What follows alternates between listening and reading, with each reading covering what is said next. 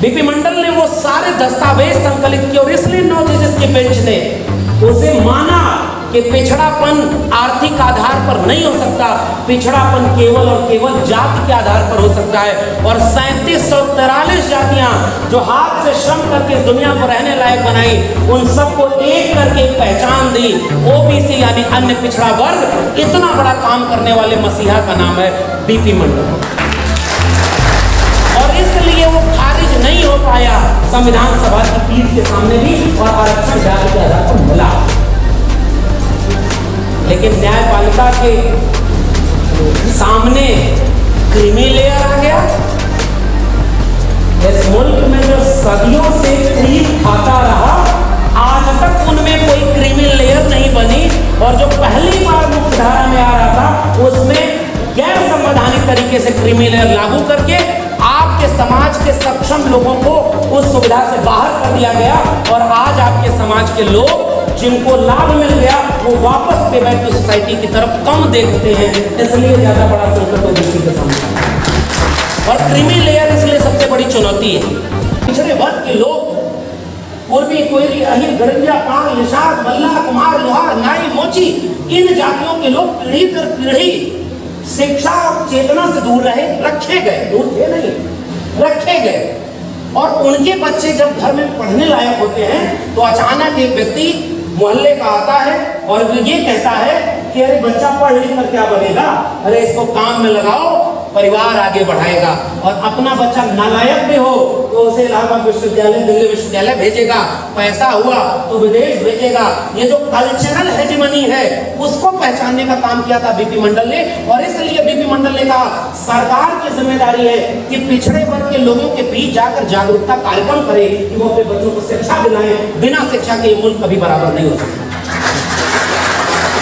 कहां हमने अपने लोगों को मंडल के बारे में पढ़ने दिया? मंडल ने कहा, मंडल कमीशन की रिपोर्ट में, कि इस देश में बराबरी तब तक नहीं हो सकती। बीपी मंडल का एक कोटेशन है कि समानता केवल समान लोगों के बीच हो सकती है, असमान लोगों के बीच कोई भी समानता नहीं हो सकती। उसका एक विचार का नाम है बीपी मंडल की। और तब बीपी मंडल ने कहा कि इस देश में, इस मुल्क की 52% आबादी उच्च वर्ग की नौकरियों में कितनी? 3 से 4% भी नहीं। मध्य वर्ग की नौकरियों में कितनी? 5 से 6% भी नहीं। और ग्रेड डी की नौकरियों में 10% भी नहीं। आबादी कितनी है? 52%। उनके लोग इस मुल्क को चलाने में कहां हैं? 2-3%।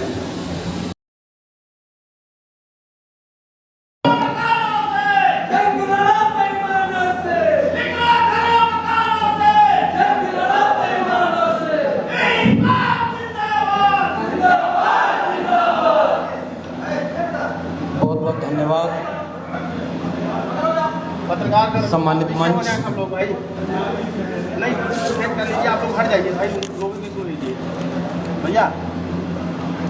मंच पर बैठे हुए सभी सम्मानित अतिथिगण और सभागार में मौजूद आप सभी लोगों को मेरा अभिवादन। जिस शहर ने मुझे बनाया है, उस शहर की आबो हवा को सलाम करता हूँ।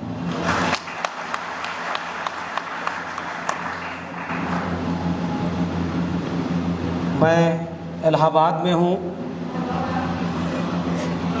और मुझे खुशी है कि अभी भी इसे मंच से इलाहाबाद ही बोला जा रहा है।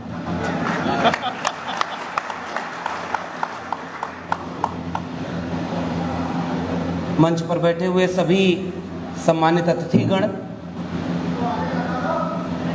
और आप सभी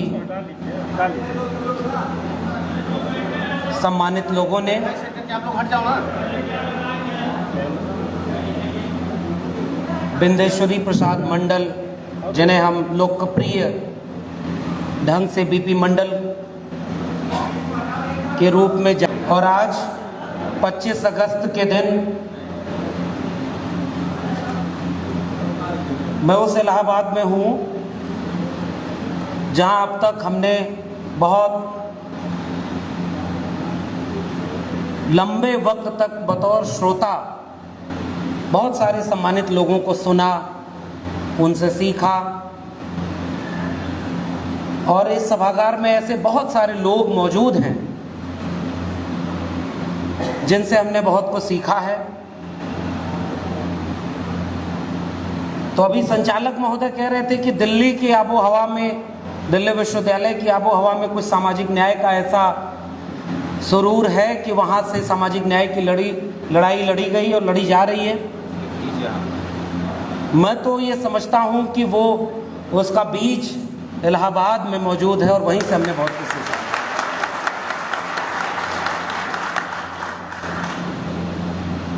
और जब इस तरह का सम्मान मिलता है कि आप अपने शहर में कमोबेश परिचित लोगों और अपने वरिष्ठ लोगों के सामने इतना सम्मान पाते हैं, तो एक दबाव काम करता है। बहुत बड़े बड़े मंचों पर वो दबाव नहीं होता है। जैसे मैं पहले जब गाड़ी चलाना सीखता था तो अकेले में बहुत अच्छी गाड़ी चलाता था, और जब पिताजी बगल में बैठ जाते थे तो हाथ कांपते थे। वैसा ही कुछ महसूस हो रहा है इलाहाबाद के इस मंच पर खड़े होकर। और अभी अजीत जी बैठे हुए हैं, मैं आपको खासकर इसलिए याद कर रहा हूं कि जब 2005 में आप यहाँ के अध्यक्ष थे, उस समय मैं BA सेकेंड ईयर का विद्यार्थी था, और उसी इलाहाबाद विश्वविद्यालय में अजीत जी को याद होगा, राजनीति से हमें भी ये सिखाकर बोला गया था घर से कि इलाहाबाद जा रहे हो तो केवल और केवल पढ़ाई करना, राजनीति से दूर रहना, इस शर्त के साथ भेजा गया था। तो अमूमन हम लोग दूर रहते थे, छात्र संघ भवन से भी दूर से गुजरते थे। लेकिन वो जो एक चुनाव था, उस चुनाव में जब दक्षता भाषण हो रहा था और वहां एक आवाज गूंजती हुई मुझे सुनाई दी कि हम बचाएंगे, सजाएंगे, संवारेंगे तुझे, हर मिटे नक्श से निखार उभारेंगे तुझे, अपनी शहरत का लहू दे के सींचेंगे तुझे, दार पे चढ़ के फिर एक बार पुकारेंगे तुझे, राह इमदाद की देखें ये भले तौर नहीं, हम भगत सिंह के साथी हैं कोई और नहीं।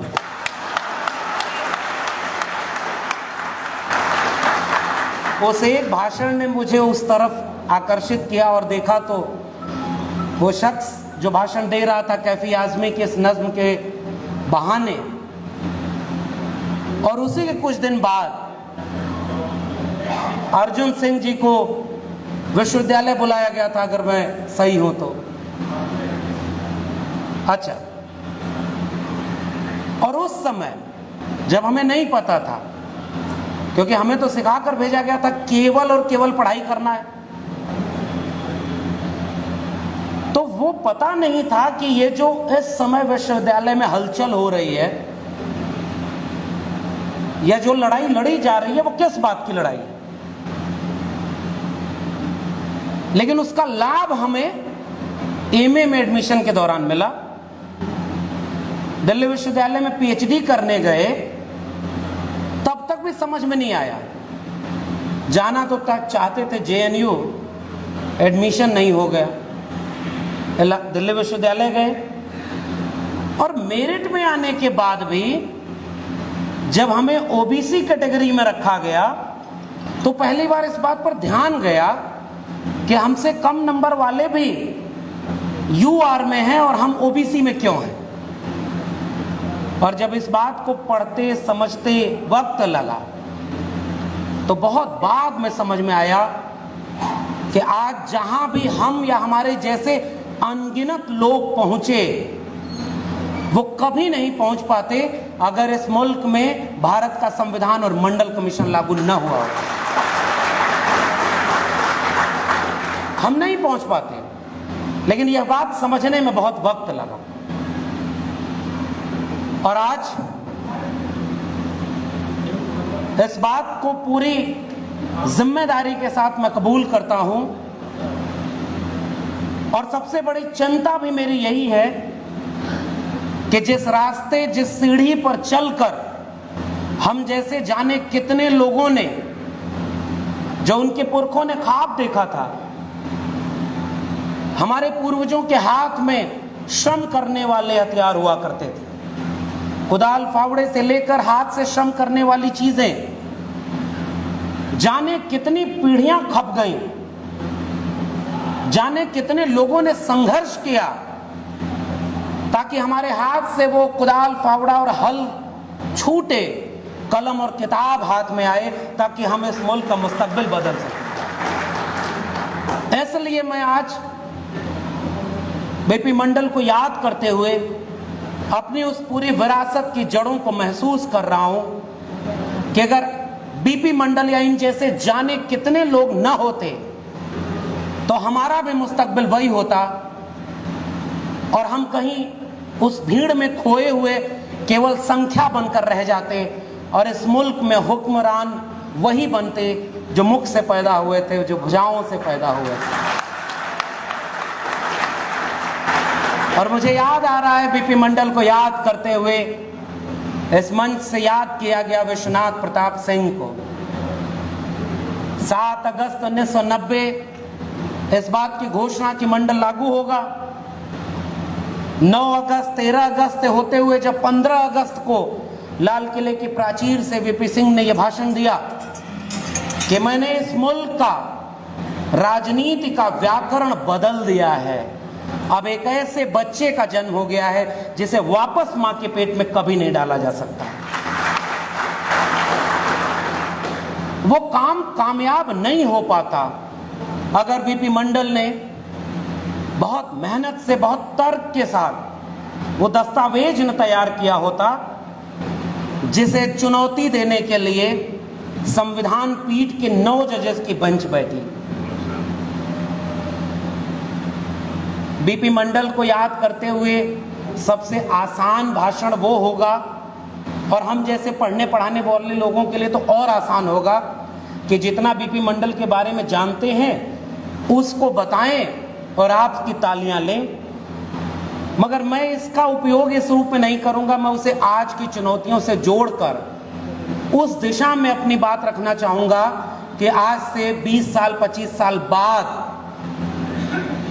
जब इस मुल्क की आज़ादी के 100 साल पूरे हों तो कहीं ऐसा न हो कि आने वाली पीढ़ियां भूल जाएं कि कोई बिंदेश्वरी प्रसाद मंडल भी था।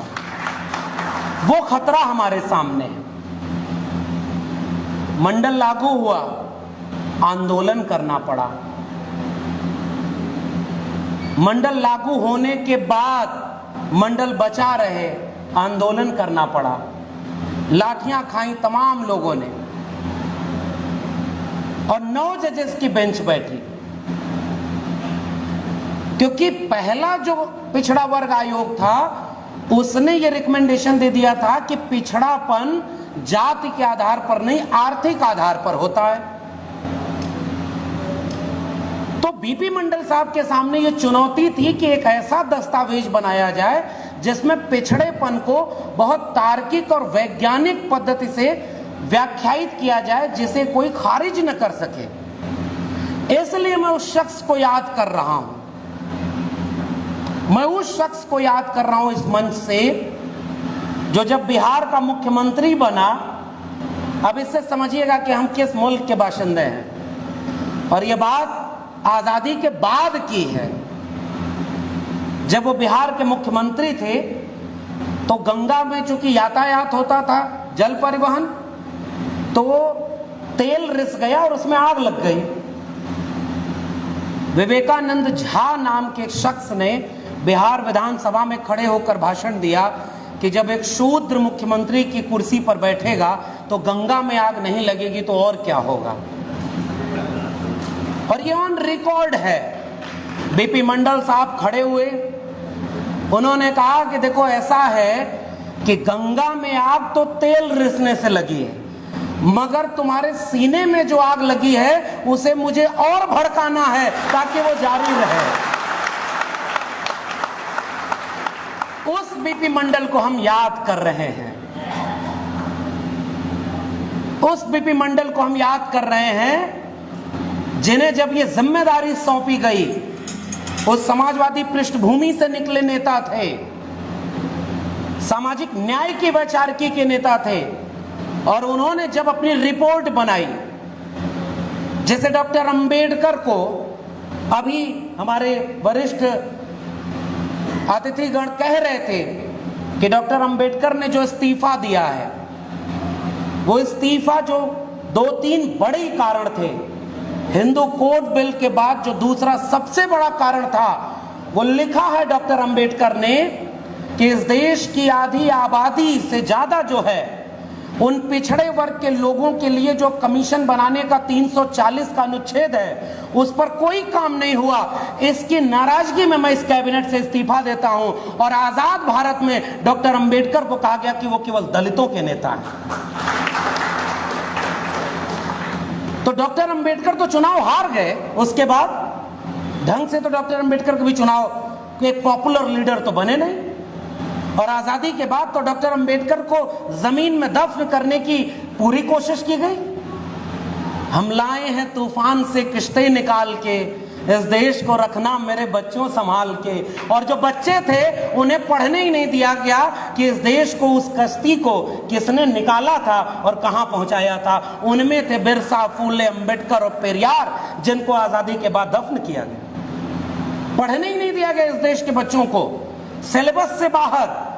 इसी इलाहाबाद विश्वविद्यालय में बहुत थोड़े से लोग थे जो इस वैचारिकी के रहे होंगे, तमाम वरिष्ठ लोग बैठे हुए, लेकिन एक पॉपुलर डिस्कोर्स में कहीं अंबेडकर, फूले, पेरियार थे ही नहीं। और इसलिए मैं कह रहा हूं, जो राजनीति में नाकामयाब हुआ, जो बहुत बड़ा कोई लीडर नहीं बना, जिसने इतनी संपत्ति शायद नहीं जुटाई कि ईडी और सीबीआई की रेड वेट पड़े, वैसे लोग जमीन में दफन नहीं हुए।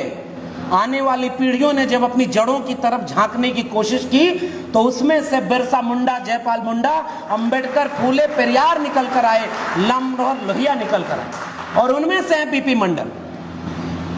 और इसलिए मैं ये बात कह रहा हूं कि बीपी मंडल के पास जो विरासत थी, वो विचारधारा की विरासत थी, और उस पर उन्होंने एक दस्तावेज बनाया।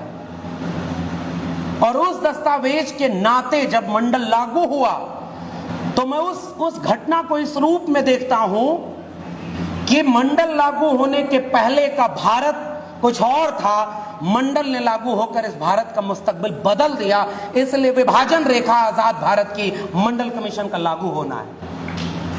क्यों ऐसा है? क्योंकि भाई अनुच्छेद 15(4), अनुच्छेद 16(4), अनुच्छेद 340, संविधान तो बन गया, मगर लागू कहां हुआ?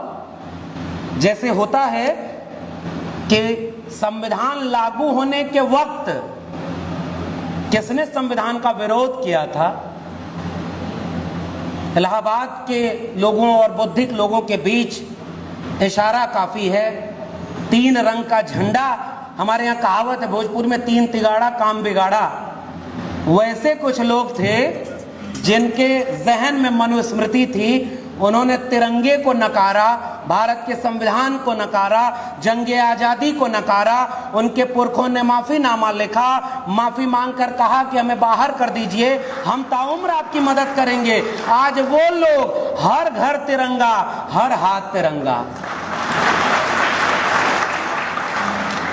हम समाजवादी, अंबेडकरवादी, सामाजिक न्याय के विचारधारा के लोग पहले से तिरंगे को जीते हैं। हमारे घरों में पैसा नहीं हुआ करता था, स्कूल में जाते थे तो सफेद पन्ने के ऊपर गुड़हल का लाल वाला पत्ता रगड़ लिया, नीचे हरी पत्तियां रगड़ लिया, बांस की कईन पर लहराते हुए विजयी विश्व तिरंगा प्यारा झंडा ऊंचा रहे हमारा गाकी ऊंचे। तो जिसकी देशभक्ति खुद संदिग्ध थी, आज वो सर्टिफिकेट बांट रहा है। ऐसे दौर में हम बीपी मंडल को याद कर रहे हैं। और इसलिए मैं बीपी मंडल को इस तरह से याद कर रहा हूं कि बहुत कोशिश हुई इस मुल्क में, इस मुल्क के आईन का विरोध करने की, बहुत नापसंद किया भारत के संविधान को, और पहला संशोधन करवाया दक्षिण भारत के एक सामाजिक न्याय के पुरोधा ने। और जिस संविधान संशोधन के तहत अनुच्छेद 15 में 4 जोड़ा गया, अनुच्छेद 16 में 4 जोड़ा गया, वो सामाजिक न्याय का पुरोधा इस मुल्क के सबसे पुरानी कौम चरवाहा समाज से आने वाले ईवी रामास्वामी नायकर पेरियार थे, जिन्होंने सामाजिक न्याय का पाठ पढ़ाया था। लेकिन उस सब के बावजूद संविधान तो कबूल ही नहीं हुआ। इसलिए आज भी उस विचारधारा के लोगों के सामने सबसे बड़ी चुनौती अगर कोई बनकर खड़ा है तो वो भारत का संविधान है। इसलिए उस भारत के संविधान के खिलाफ सारा काम हो रहा है और ऐसे वक्त में आयोजकों को बधाई कि वो मंडल को याद कर रहे हैं। तो जो काम भारत के संविधान लागू होने के बाद अधूरा रह गया था, उसे पूरा करने के काम का जो आगाज किया था वो बीपी मंडल ने किया और मंडल लागू हो पाया। क्या लिखा मंडल की कमीशन की रिकमेंडेशन में? 1931 की जनगणना को आधार बनाना पड़ा है।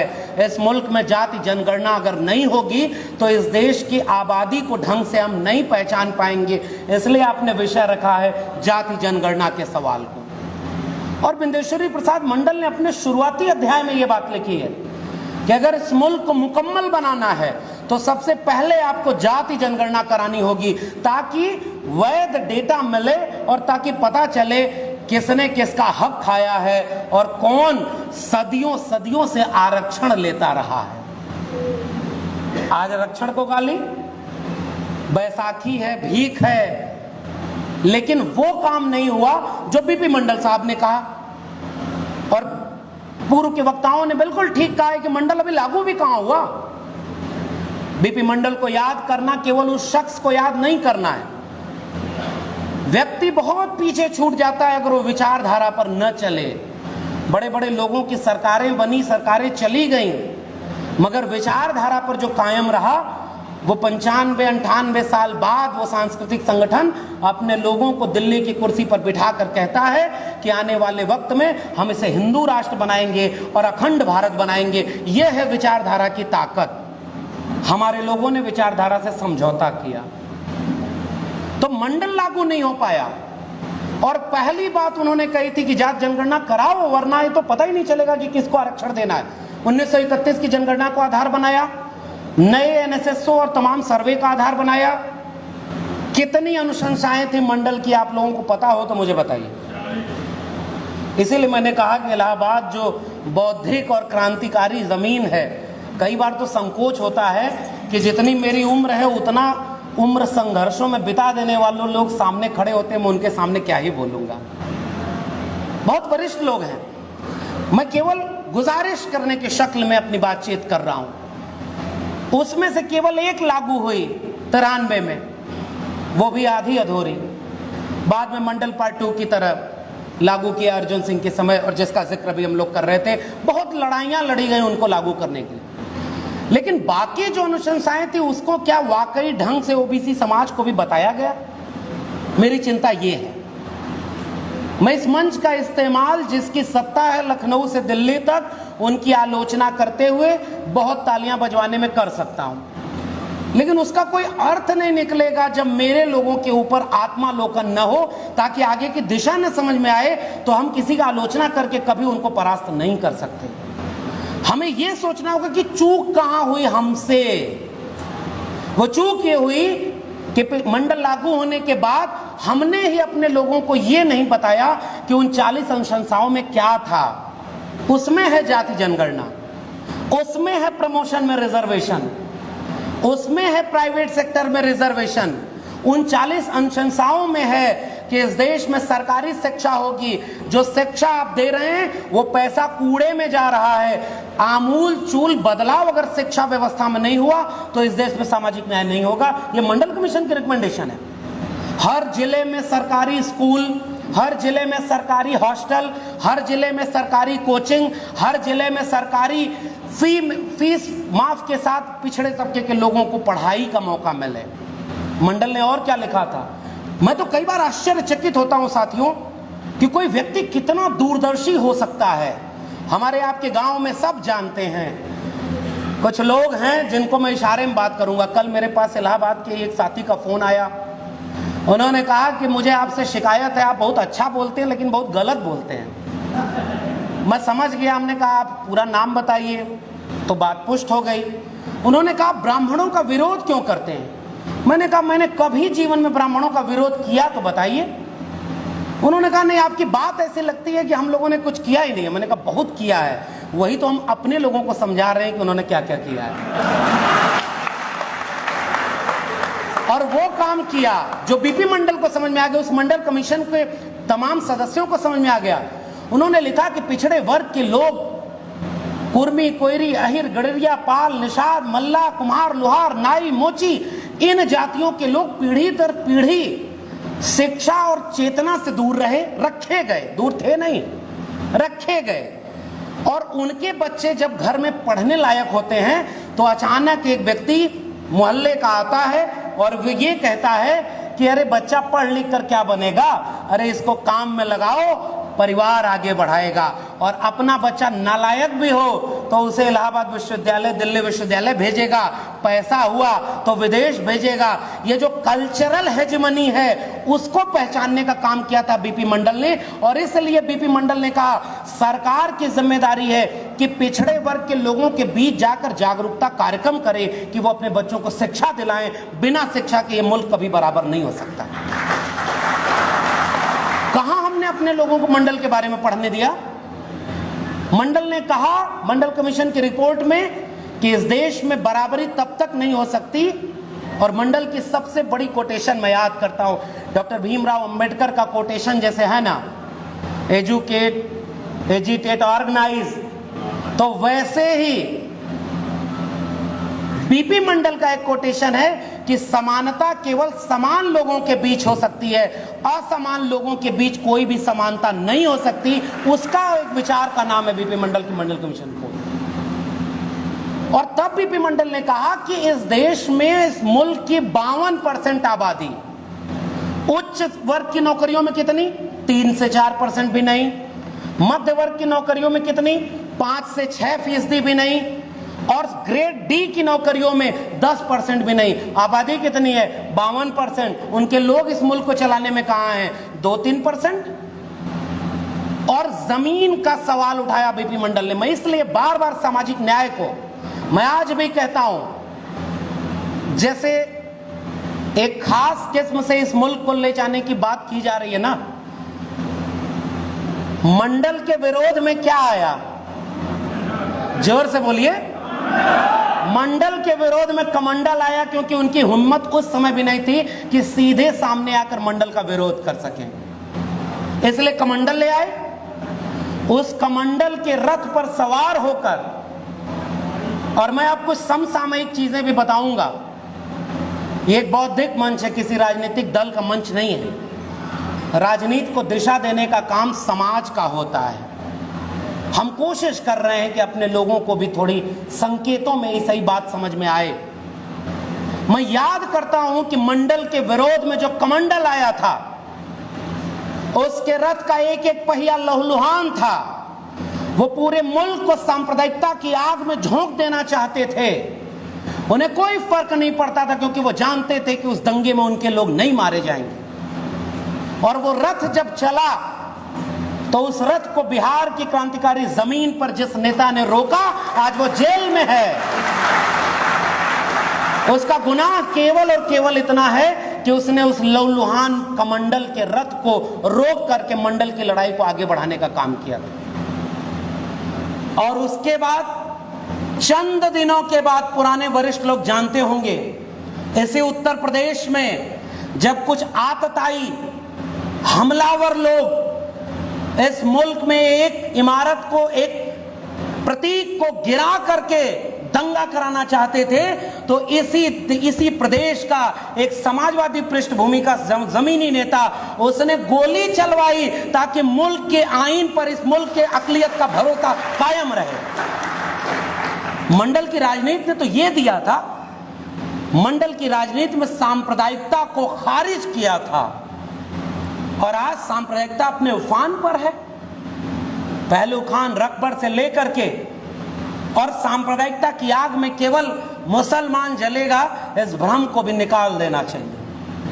वो जो रथ चला था अयोध्या से, उस पर सवार होकर कुछ लोग लखनऊ और दिल्ली की कुर्सियों तक पहुंच गए, और उन कुर्सियों को अब जिस वाहन पर सवार किया है उसका नाम है बुलडोजर। वो भारत के संविधान पर चलाया जा रहा है। उस बुलडोजर के सामने हमारा लड़ाई, हमारा संघर्ष सब जमींदोज हो रहा है। मुझे आज भी बीपी मंडल को याद करते हुए जो दृश्य नजर आ रहा है कि उस बुलडोजर को अगर कोई रोक सकता है तो उसके दोनों पहियों के सामने भारत का संविधान और मंडल कमीशन ही रोक सकता है, वरना और कोई नहीं रोक सकता। इसलिए हम बीपी मंडल को याद करते हुए उस इतिहास से केवल रूबरू करा करके अपने वर्तमान के रास्ते को तलाशना चाहते हैं। चला था नारा और एक लंबी लड़ाई थी। बीपी मंडल ने एक सवाल पूछा था कि अगर इस मुल्क में सब बराबर हैं तो जमीन का मालिकाना हक 52% ओबीसी के पास होना चाहिए था। इसलिए मैं कह रहा हूं सामाजिक न्याय का विचार केवल जाति के नाम पर गोलबंदी नहीं है साहब। सामाजिक न्याय का विचार सामाजिक न्याय, आर्थिक न्याय और लैंगिक न्याय तीनों है। बिना इन तीनों के कोई भी न्याय संभव नहीं और भारत की कोई संकल्पना नहीं संभव है। और बीपी मंडल ने, चाहे वो भारत का संविधान के समय प्रारूप समिति के प्रमुख होने के नाते डॉक्टर अंबेडकर के सपनों का भारत हो, या बीपी मंडल ने मंडल कमीशन की रिपोर्ट बनाते समय जिस सपनों के भारत को देखा था, उन दोनों की बुनियाद में ये था। इसीलिए उन्होंने कहा लैंड रिफॉर्म इस देश में होना चाहिए, भूमि सुधार। भूमि है ही नहीं लोगों के पास, और इसलिए इतनी वित्तीय निगमों की स्थापना होनी चाहिए। हर जिले में सरकारी पैसा उन ओबीसी जातियों को मिले जिनके पास पैसा नहीं, जमीन नहीं, संपत्ति नहीं, शिक्षा नहीं, रोजगार नहीं। यानी एक मुकम्मल दस्तावेज है मंडल कमीशन जो इस मुल्क को बदल कर रख सकता है। इसलिए मंडल के विरोध में कमंडल आया, क्योंकि अगर मंडल लागू हो जाता तो इस मुल्क में वाकई 90% वंचित शोषित की एका बन गई होती। और जो भी थोड़ी बहुत एका वंचित शोषित की आज के माहौल में दिख रही है वो भारत के संविधान और मंडल की एका की वजह से दिख रही है। ये सबसे बड़ा चैलेंज है उन लोगों के सामने। और इसलिए बिंदेश्वरी प्रसाद मंडल ने गांव-गांव का सर्वे कराया, क्वेश्चनायर बनाया और उस रिपोर्ट को घर घर पढ़िए। क्रांति इसलिए नहीं रुकी है कि कुछ क्रांतिकारियों की तादाद कम थी। हमारे लोगों ने तो कुर्बानियां दी जिनको दर्ज करने वाली, इतिहास लिखने वाली कलमों ने दगाबाजी की और उनकी कुर्बानियों को लोगों को बताने और जानने ही नहीं दिया गया। वरना पहली लड़ाई का नायक 1857 का कोई सिपाही नहीं, आदिवासी इलाकों में तीर और कमान लेकर दिकुओं के खिलाफ इंकलाब करने वाला बिरसा मुंडा, सिद्धू कानू और तिलका मांझी होते। ये इतिहास के साथ दगाबाजी और इसका सबसे ज्यादा खामियाजा अन्य पिछड़े वर्ग के लोगों को उठाना पड़ रहा है। बीपी मंडल ने वो सारे दस्तावेज संकलित किए और इसलिए 9 जजेस की बेंच ने उसे माना कि पिछड़ापन आर्थिक आधार पर नहीं हो सकता, पिछड़ापन केवल और केवल जाति के आधार पर हो सकता है। और 3743 जातियां जो हाथ से श्रम करके इस दुनिया को रहने लायक बनाई, उन सबको एक करके एक पहचान दी, ओबीसी यानी अन्य पिछड़ा वर्ग। इतना बड़ा काम करने वाले मसीहा का नाम है बीपी मंडल, और इसलिए वो खारिज नहीं हो पाया संविधान सभा की पीठ के सामने भी, और आरक्षण जाति के आधार पर मिला। लेकिन न्यायपालिका के सामने क्रीमी लेयर आ गया। इस मुल्क में जो सदियों से क्रीम खाता रहा, आज तक उनमें कोई क्रीमी लेयर नहीं बनी, और जो पहली बार मुख्यधारा में आ रहा था उसमें गैर संवैधानिक तरीके से क्रीमी लेयर लागू करके आपके समाज के सक्षम लोगों को उस सुविधा से बाहर कर दिया गया।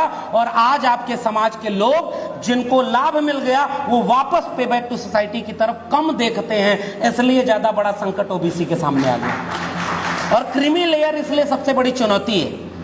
और जाति जनगणना अगर हो जाए, उस जाति जनगणना से यह पता चल जाएगा जो मंडल की संकल्पना का भारत था। आज अभी भेड़ बकरी, पेड़ पौधा, नदी नाले सब गिन लिया है, मगर 2 ही लोगों की जाति नहीं पता है, एक तो सवर्णों की और दूसरा ओबीसी की। क्योंकि एससी और एसटी की जनगणना तो होती है, उनको उनका आबादी के मुताबिक रिजर्वेशन मिला। लेकिन एक बात बताइए, 1931 की जनगणना के बाद 41 में भी जाति जनगणना हुई थी, लेकिन द्वितीय विश्व युद्ध के चलते उसके आंकड़े नहीं आए। 1951 में जब नया भारत बन रहा था तो कुछ लोगों ने कहा कि हम अब जनगणना में जाति नहीं गिनेंगे क्योंकि हमें जातिवाद को खत्म करना है। नादान लोग ये बात नहीं समझे कि आने वाली पीढ़ियां तुमसे पूछेंगी कि क्या तुम्हें इस मुल्क में सांप्रदायिकता को नहीं खत्म करना था जो तुम धर्म गिनते रहे। जाति गिनने पर अगर जातिवाद बढ़ जाता तो धर्म गिरने पर क्या सांप्रदायिकता बढ़ती क्या? इस मुल्क में सबसे बड़े दंगे सांप्रदायिकता के नाम पर तब हुए जब दंगा करके सत्ता पाने वाले लोग राजनीति की मुख्य धारा में आना शुरू हो गए। 1980 के बाद के सारे दंगे सांप्रदायिकता के हैं। और इसलिए मेरी चुनौती यह है कि अगर जाति जनगणना उस समय हो जाती तो यह पता चल जाता कि किसने पीढ़ी दर पीढ़ी कितना कब्जा किया है। मेरे पास एक आंकड़ा है, मैं उससे बस आज की बात बताता हूं। और बार बार ये जाति जनगणना को टाला गया। गिनेंगे नहीं हम जातियां, और दो ही लोगों की नहीं गिनेंगे, ओबीसी की और सवर्णों की। आज कुछ लोग आपसे कहने आएंगे कि ओबीसी की जनगणना करानी है, उनसे सजग रहिएगा। उनसे कहिए कि एक काम करो, एससी एसटी और बाकी लोगों की होती है, तुम ओबीसी की जनगणना मत कराओ, केवल इस देश में सवर्णों की जाति जनगणना करा लो, तब भी हमारा काम चल जाएगा। इसलिए जाति जनगणना के वो खिलाफ है। भाई जब तक उनकी संख्या नहीं गिनी जाएगी कि कैसे 3% लोगों ने आज अभी इस मुल्क के 97% संसाधनों पर, सत्ता पर कब्जा किया हुआ है, ये भेद न खुल जाए, इसलिए जाति जनगणना का विरोध करते हैं वो। और जुडिशरी, रिटायर्ड जस्टिस साहब बैठे हुए हैं, ऐसे लोग जब मंच पर बैठ जाते हैं तो थोड़ी हिम्मत और बढ़ जाती है कि जब ऐसे लोग भी मुखर होकर के लड़ रहे हैं, कम से कम ऐसे न्यायपालिका के जजों के आसपास तो हम नहीं हैं कि जो आज मंदिर का फैसला सुनाए और कर राज्यसभा की शपथ ले ले। ऐसा भी इस देश में हो रहा है। और न्यायपालिका के बहुत वरिष्ठ लोग हैं। मैं तो आज भी पुरखों को याद करते हुए महसूस करता हूं। मैं दिल्ली विश्वविद्यालय का एक टेम्परेरी प्रोफेसर हूं। भाई देखिए, 12 साल से अभी एडहॉक पर पढ़ा रहा हूं, परमानेंट नहीं करा, लेकिन उसकी चिंता नहीं। और मुझे ये समझ में आया कि वो डिग्रियां बहुत पीछे छूट जाती। जैसे ही मैंने अपनी जड़ों को पहचानना शुरू किया, ऐसे अनगिनत लोगों से एक रिश्ता बन गया जिनसे हिम्मत लेकर लौटता हूं कि डरने की जरूरत नहीं है। गांव-गांव में मंडल और लोहिया के वारिस बैठे हुए हैं। और इसलिए मैं ये बात कह रहा हूं, बहुत सारे शिक्षक लोग मिलते हैं, वकील साहब लोग मिलते हैं, आज तो बहुत सारे लोग अपने ड्रेस में भी आए हुए हैं। जिस दिन वंचित शोषित 90% लोगों के बीच के शिक्षक समुदाय और वकील समुदाय ताकतवर होकर के पूरी तरह खड़े हो जाएं, इस मुल्क में कभी किसी वंचित शोषित के साथ कोई शोषण नहीं कर सकता। तो ये बदलाव की लहर है जो दिख रही है। और इसलिए मंडल के विरोध में न्यायपालिका का षड्यंत्र रचा गया और सुपर स्पेशल जोन बना करके एजुकेशन को आरक्षण से बाहर रखा गया। तब जो है अर्जुन सिंह के समय वो लड़ाई लड़के दूसरा शिक्षा में रिजर्वेशन आया। 2006 में हायर एजुकेशन में 97 में मैं विश्वविद्यालय का एक विद्यार्थी और शिक्षक, मैंने जब आरटीआई लगाई तो मुझे 2021-22 के आंकड़े नजर आए। देश के 45 केंद्रीय विश्वविद्यालयों में 2019 तक इस मुल्क के 52% ओबीसी आबादी के प्रोफेसरों की संख्या थी 0। ये कैसा भारत था और किसका भारत है? 2019 तक इस मुल्क के एसोसिएट प्रोफेसर के 97% पोस्ट केवल 3% लोगों की आबादी के लोगों के पास है। इसलिए जाति जनगणना नहीं कराई जा रही है। ये जो अवैध कब्जा है ये खुलकर सामने आ जाएगा तो गांव-गांव से लोग, बल्ली सिंह चीमा ने कविता लिखी थी, ले मशाले चल पड़े हैं लोग मेरे गांव के, अब अंधेरा जीत लेंगे लोग मेरे गांव के।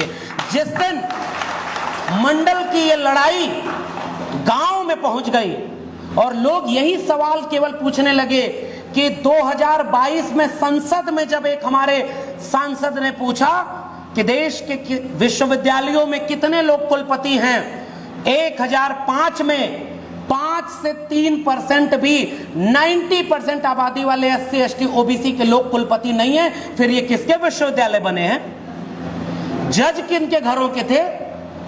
परिवारवाद का असली अगर कोई सबूत अगर देखना है तो सबसे अच्छा उदाहरण न्यायपालिका हो सकता है। उससे बड़ा उदाहरण तो परिवारवाद का कोई नहीं।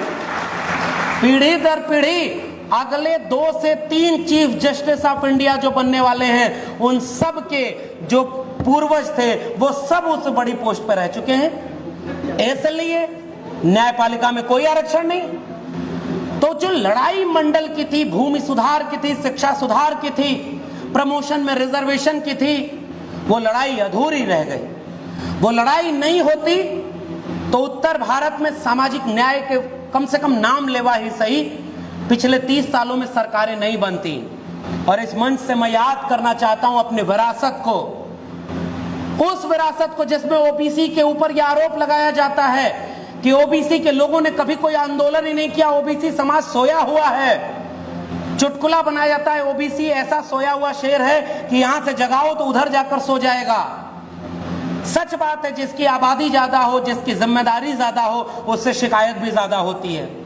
उस शिकायत को कबूल करते हुए भी मैं दोनों लोगों के सामने एक बात रखता हूं कि हमें पढ़ने ही नहीं दिया गया कि ओबीसी समाज के भीतर आंदोलनकारी चेतना क्या थी।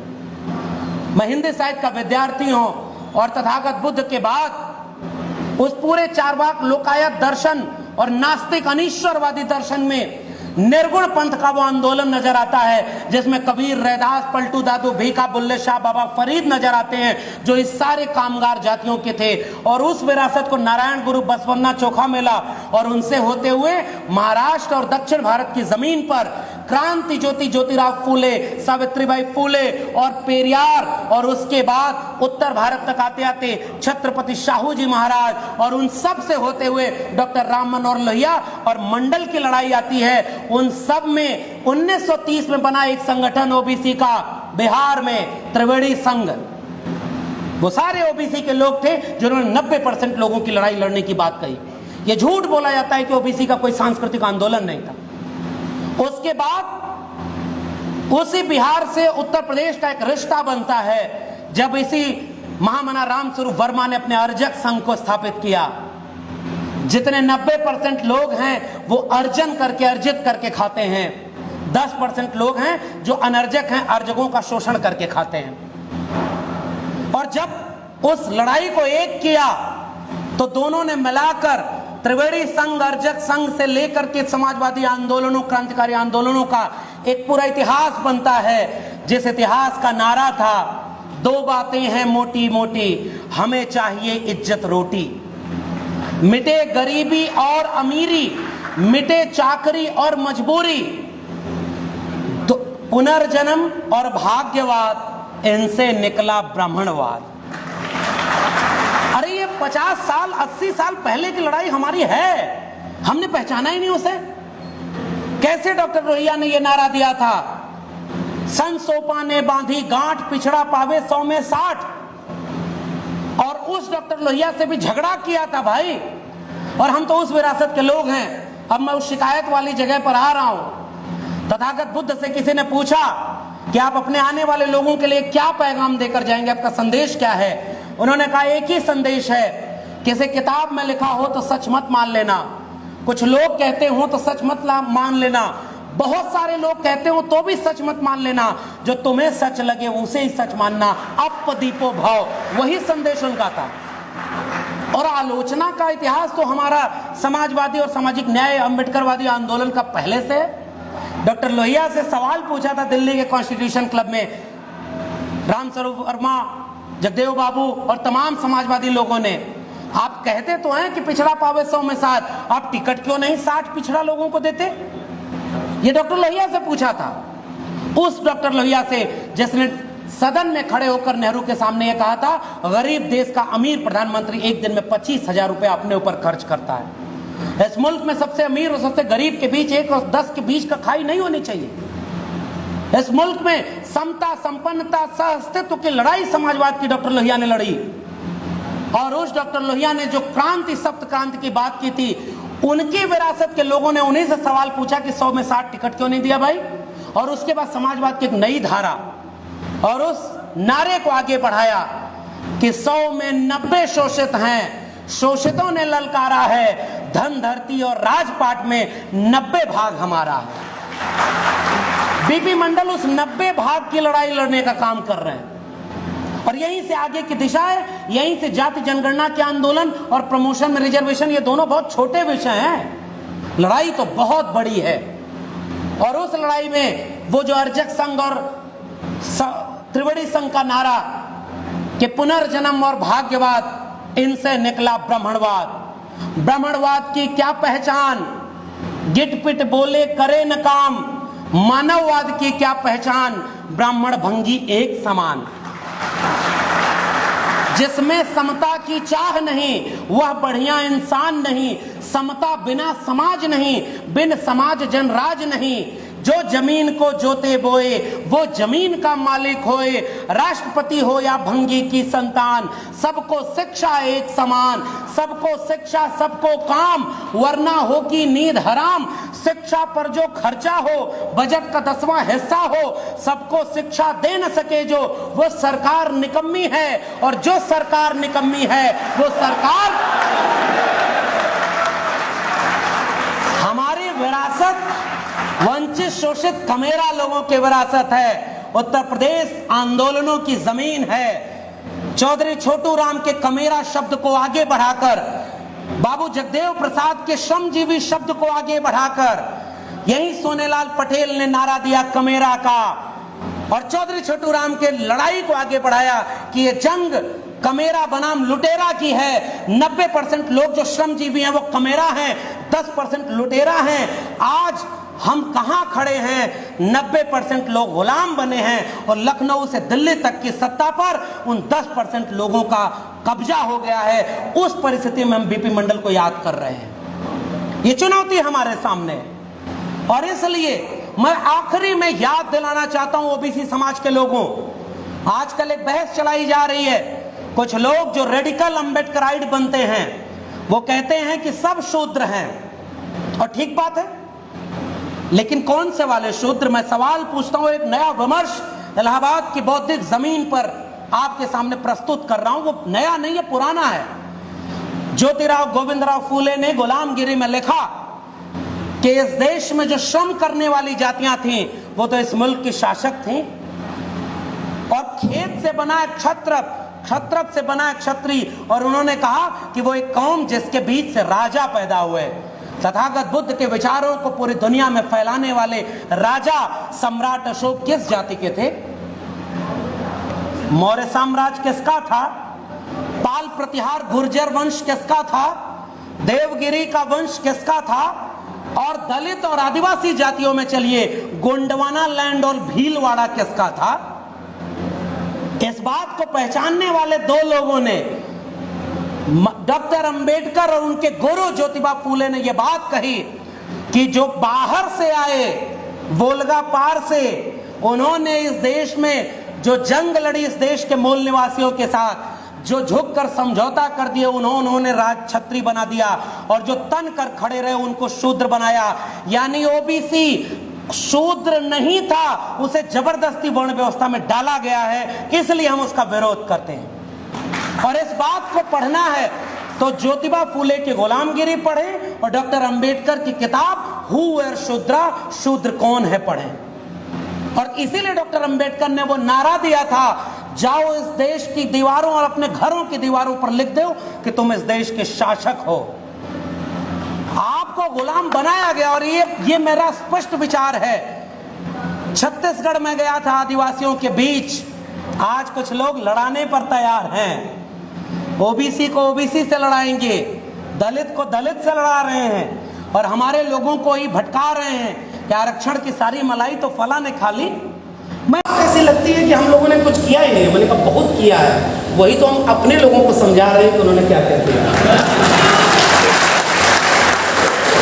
और वो काम किया जो बीपी मंडल को समझ में आ गया, उस मंडल कमीशन के तमाम सदस्यों को समझ में आ गया। उन्होंने लिखा कि पिछड़े वर्ग के लोग, कुर्मी, कोयरी, अहिर, गड़रिया, पाल, निषाद, मल्ला, कुम्हार, लोहार, नाई, मोची, इन जातियों के लोग पीढ़ी दर पीढ़ी शिक्षा और चेतना से दूर रहे, रखे गए, दूर थे नहीं, रखे गए। और उनके बच्चे जब घर में पढ़ने लायक होते हैं तो अचानक एक व्यक्ति मोहल्ले का आता है और वो ये कहता है कि अरे बच्चा पढ़ लिख कर क्या बनेगा, अरे इसको काम में लगाओ, परिवार आगे बढ़ाएगा। और अपना बच्चा नालायक भी हो तो उसे इलाहाबाद विश्वविद्यालय, दिल्ली विश्वविद्यालय भेजेगा, पैसा हुआ तो विदेश भेजेगा। ये जो कल्चरल हेजिमनी है उसको पहचानने का काम किया था बीपी मंडल ने। और इसलिए बीपी मंडल ने कहा सरकार की जिम्मेदारी है कि पिछड़े वर्ग के लोगों के बीच जाकर जागरूकता कार्यक्रम करे कि वो अपने बच्चों को शिक्षा दिलाएं। बिना शिक्षा के ये मुल्क कभी बराबर नहीं हो सकता। कहां हमने अपने लोगों को मंडल के बारे में पढ़ने दिया? मंडल ने कहा, मंडल कमीशन की रिपोर्ट में, कि इस देश में बराबरी तब तक नहीं हो सकती। और मंडल की सबसे बड़ी कोटेशन मैं याद करता हूँ, डॉक्टर भीमराव अंबेडकर का कोटेशन जैसे है ना, एजुकेट ऑर्गेनाइज, तो वैसे ही बीपी मंडल का एक कोटेशन है कि समानता केवल समान लोगों के बीच हो सकती है, असमान लोगों के बीच कोई भी समानता नहीं हो सकती। उसका एक विचार का नाम है बीपी मंडल के मंडल। और तब बीपी मंडल ने कहा कि इस देश में, इस मुल्क की 52% आबादी उच्च वर्ग की नौकरियों में कितनी? 3 से 4% भी नहीं। मध्य वर्ग की नौकरियों में कितनी? 5 से 6% भी नहीं। और ग्रेड डी की नौकरियों में 10% भी नहीं। आबादी कितनी है? 52%। उनके लोग इस मुल्क को चलाने में कहाँ हैं? 2-3%। और जमीन का सवाल उठाया बीपी मंडल ने। मैं इसलिए बार बार सामाजिक न्याय को मैं आज भी कहता हूं, जैसे एक खास किस्म से इस मुल्क को ले जाने की बात की जा रही है ना, मंडल के विरोध में क्या आया? जोर से बोलिए। मंडल के विरोध में कमंडल आया, क्योंकि उनकी हिम्मत उस समय भी नहीं थी कि सीधे सामने आकर मंडल का विरोध कर सके, इसलिए कमंडल ले आए। उस कमंडल के रथ पर सवार होकर, और मैं आपको समसामयिक चीजें भी बताऊंगा। ये एक बौद्धिक मंच है, किसी राजनीतिक दल का मंच नहीं है। राजनीति को दिशा देने का काम समाज का होता है। हम कोशिश कर रहे हैं कि अपने लोगों को भी थोड़ी संकेतों में सही बात समझ में आए। मैं याद करता हूं कि मंडल के विरोध में जो कमंडल आया था, उसके रथ का एक एक पहिया लहूलुहान था। वो पूरे मुल्क को सांप्रदायिकता की आग में झोंक देना चाहते थे। उन्हें कोई फर्क नहीं पड़ता था, क्योंकि वो जानते थे कि उस दंगे में उनके लोग नहीं मारे जाएंगे। और वो रथ जब चला तो उस रथ को बिहार की क्रांतिकारी जमीन पर जिस नेता ने रोका, आज वो जेल में है। उसका गुनाह केवल और केवल इतना है कि उसने उस लहूलुहान कमंडल के रथ को रोक करके मंडल की लड़ाई को आगे बढ़ाने का काम किया। और उसके बाद चंद दिनों के बाद, पुराने वरिष्ठ लोग जानते होंगे, इसी उत्तर प्रदेश में जब कुछ आतताई हमलावर लोग इस मुल्क में एक इमारत को, एक प्रतीक को गिरा करके दंगा कराना चाहते थे, तो इसी प्रदेश का एक समाजवादी पृष्ठभूमि का जमीनी नेता, उसने गोली चलवाई ताकि मुल्क के आईन पर इस मुल्क के अक़लियत का भरोसा कायम रहे। मंडल की राजनीति ने तो ये दिया था, मंडल की राजनीति में सांप्रदायिकता को खारिज किया था। और आज सांप्रदायिकता अपने उफान पर है। पहलू खान रब्बर से लेकर के, और सांप्रदायिकता की आग में केवल मुसलमान जलेगा, इस भ्रम को भी निकाल देना चाहिए। वो जो रथ चला था अयोध्या से, उस पर सवार होकर कुछ लोग लखनऊ और दिल्ली की कुर्सियों तक पहुंच गए, और उन कुर्सियों को अब जिस वाहन पर सवार किया है उसका नाम है बुलडोजर। वो भारत के संविधान पर चलाया जा रहा है। उस बुलडोजर के सामने हमारा लड़ाई, हमारा संघर्ष सब जमींदोज हो रहा है। मुझे आज भी बीपी मंडल को याद करते हुए जो दृश्य नजर आ रहा है कि उस बुलडोजर को अगर कोई रोक सकता है तो उसके दोनों पहियों के सामने भारत का संविधान और मंडल कमीशन ही रोक सकता है, वरना और कोई नहीं रोक सकता। इसलिए हम बीपी मंडल को याद करते हुए उस इतिहास से केवल रूबरू करा करके अपने वर्तमान के रास्ते को तलाशना चाहते हैं। चला था नारा और एक लंबी लड़ाई थी। बीपी मंडल ने एक सवाल पूछा था कि अगर इस मुल्क में सब बराबर हैं तो जमीन का मालिकाना हक 52% ओबीसी के पास होना चाहिए था। इसलिए मैं कह रहा हूं, सामाजिक न्याय का विचार केवल जाति के नाम पर गोलबंदी नहीं है साहब। सामाजिक न्याय का विचार सामाजिक न्याय, आर्थिक न्याय और लैंगिक न्याय तीनों है। बिना इन तीनों के कोई भी न्याय संभव नहीं और भारत की कोई संकल्पना नहीं संभव। और बीपी मंडल ने, चाहे वो भारत का संविधान के समय प्रारूप समिति के प्रमुख होने के नाते डॉक्टर अंबेडकर के सपनों का भारत हो, या बीपी मंडल ने मंडल कमीशन की रिपोर्ट बनाते समय जिस सपनों के भारत को देखा था, उन दोनों की बुनियाद में ये था। इसीलिए उन्होंने कहा लैंड रिफॉर्म इस देश में होना चाहिए, भूमि सुधार। भूमि है ही नहीं लोगों के पास, और इसलिए इतनी वित्तीय निगमों की स्थापना होनी चाहिए। हर जिले में सरकारी पैसा उन ओबीसी जातियों को मिले जिनके पास पैसा नहीं, जमीन नहीं, संपत्ति नहीं, शिक्षा नहीं, रोजगार नहीं। यानी एक मुकम्मल दस्तावेज है मंडल कमीशन जो इस मुल्क को बदल कर रख सकता है।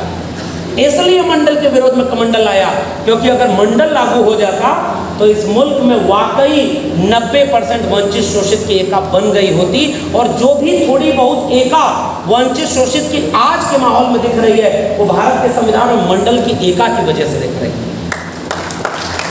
ये सबसे बड़ा चैलेंज है उन लोगों के सामने, और इसलिए विद्येश्वरी प्रसाद मंडल ने गांव-गांव का सर्वे कराया, क्वेश्चनायर बनाया, और उस रिपोर्ट को घर घर पढ़िए। क्रांति इसलिए नहीं रुकी है कि कुछ क्रांतिकारियों की तादाद कम थी, हमारे लोगों ने तो कुर्बानियां दी जिनको दर्ज करने वाली, इतिहास लिखने वाली कलमों ने दगाबाजी की, और उनकी कुर्बानियों को लोगों को बताने और जानने ही नहीं दिया गया। वरना पहली लड़ाई का नायक 1857 का कोई सिपाही नहीं, आदिवासी इलाकों में तीर और कमान लेकर दिकों के खिलाफ इंकलाब करने वाला बिरसा मुंडा के दो कानू और तिलका मांझी होते हैं। ये इतिहास के साथ दगाबाजी, और इसका सबसे ज्यादा खामियाजा अन्य पिछड़े वर्ग के लोगों को उठाना पड़ा।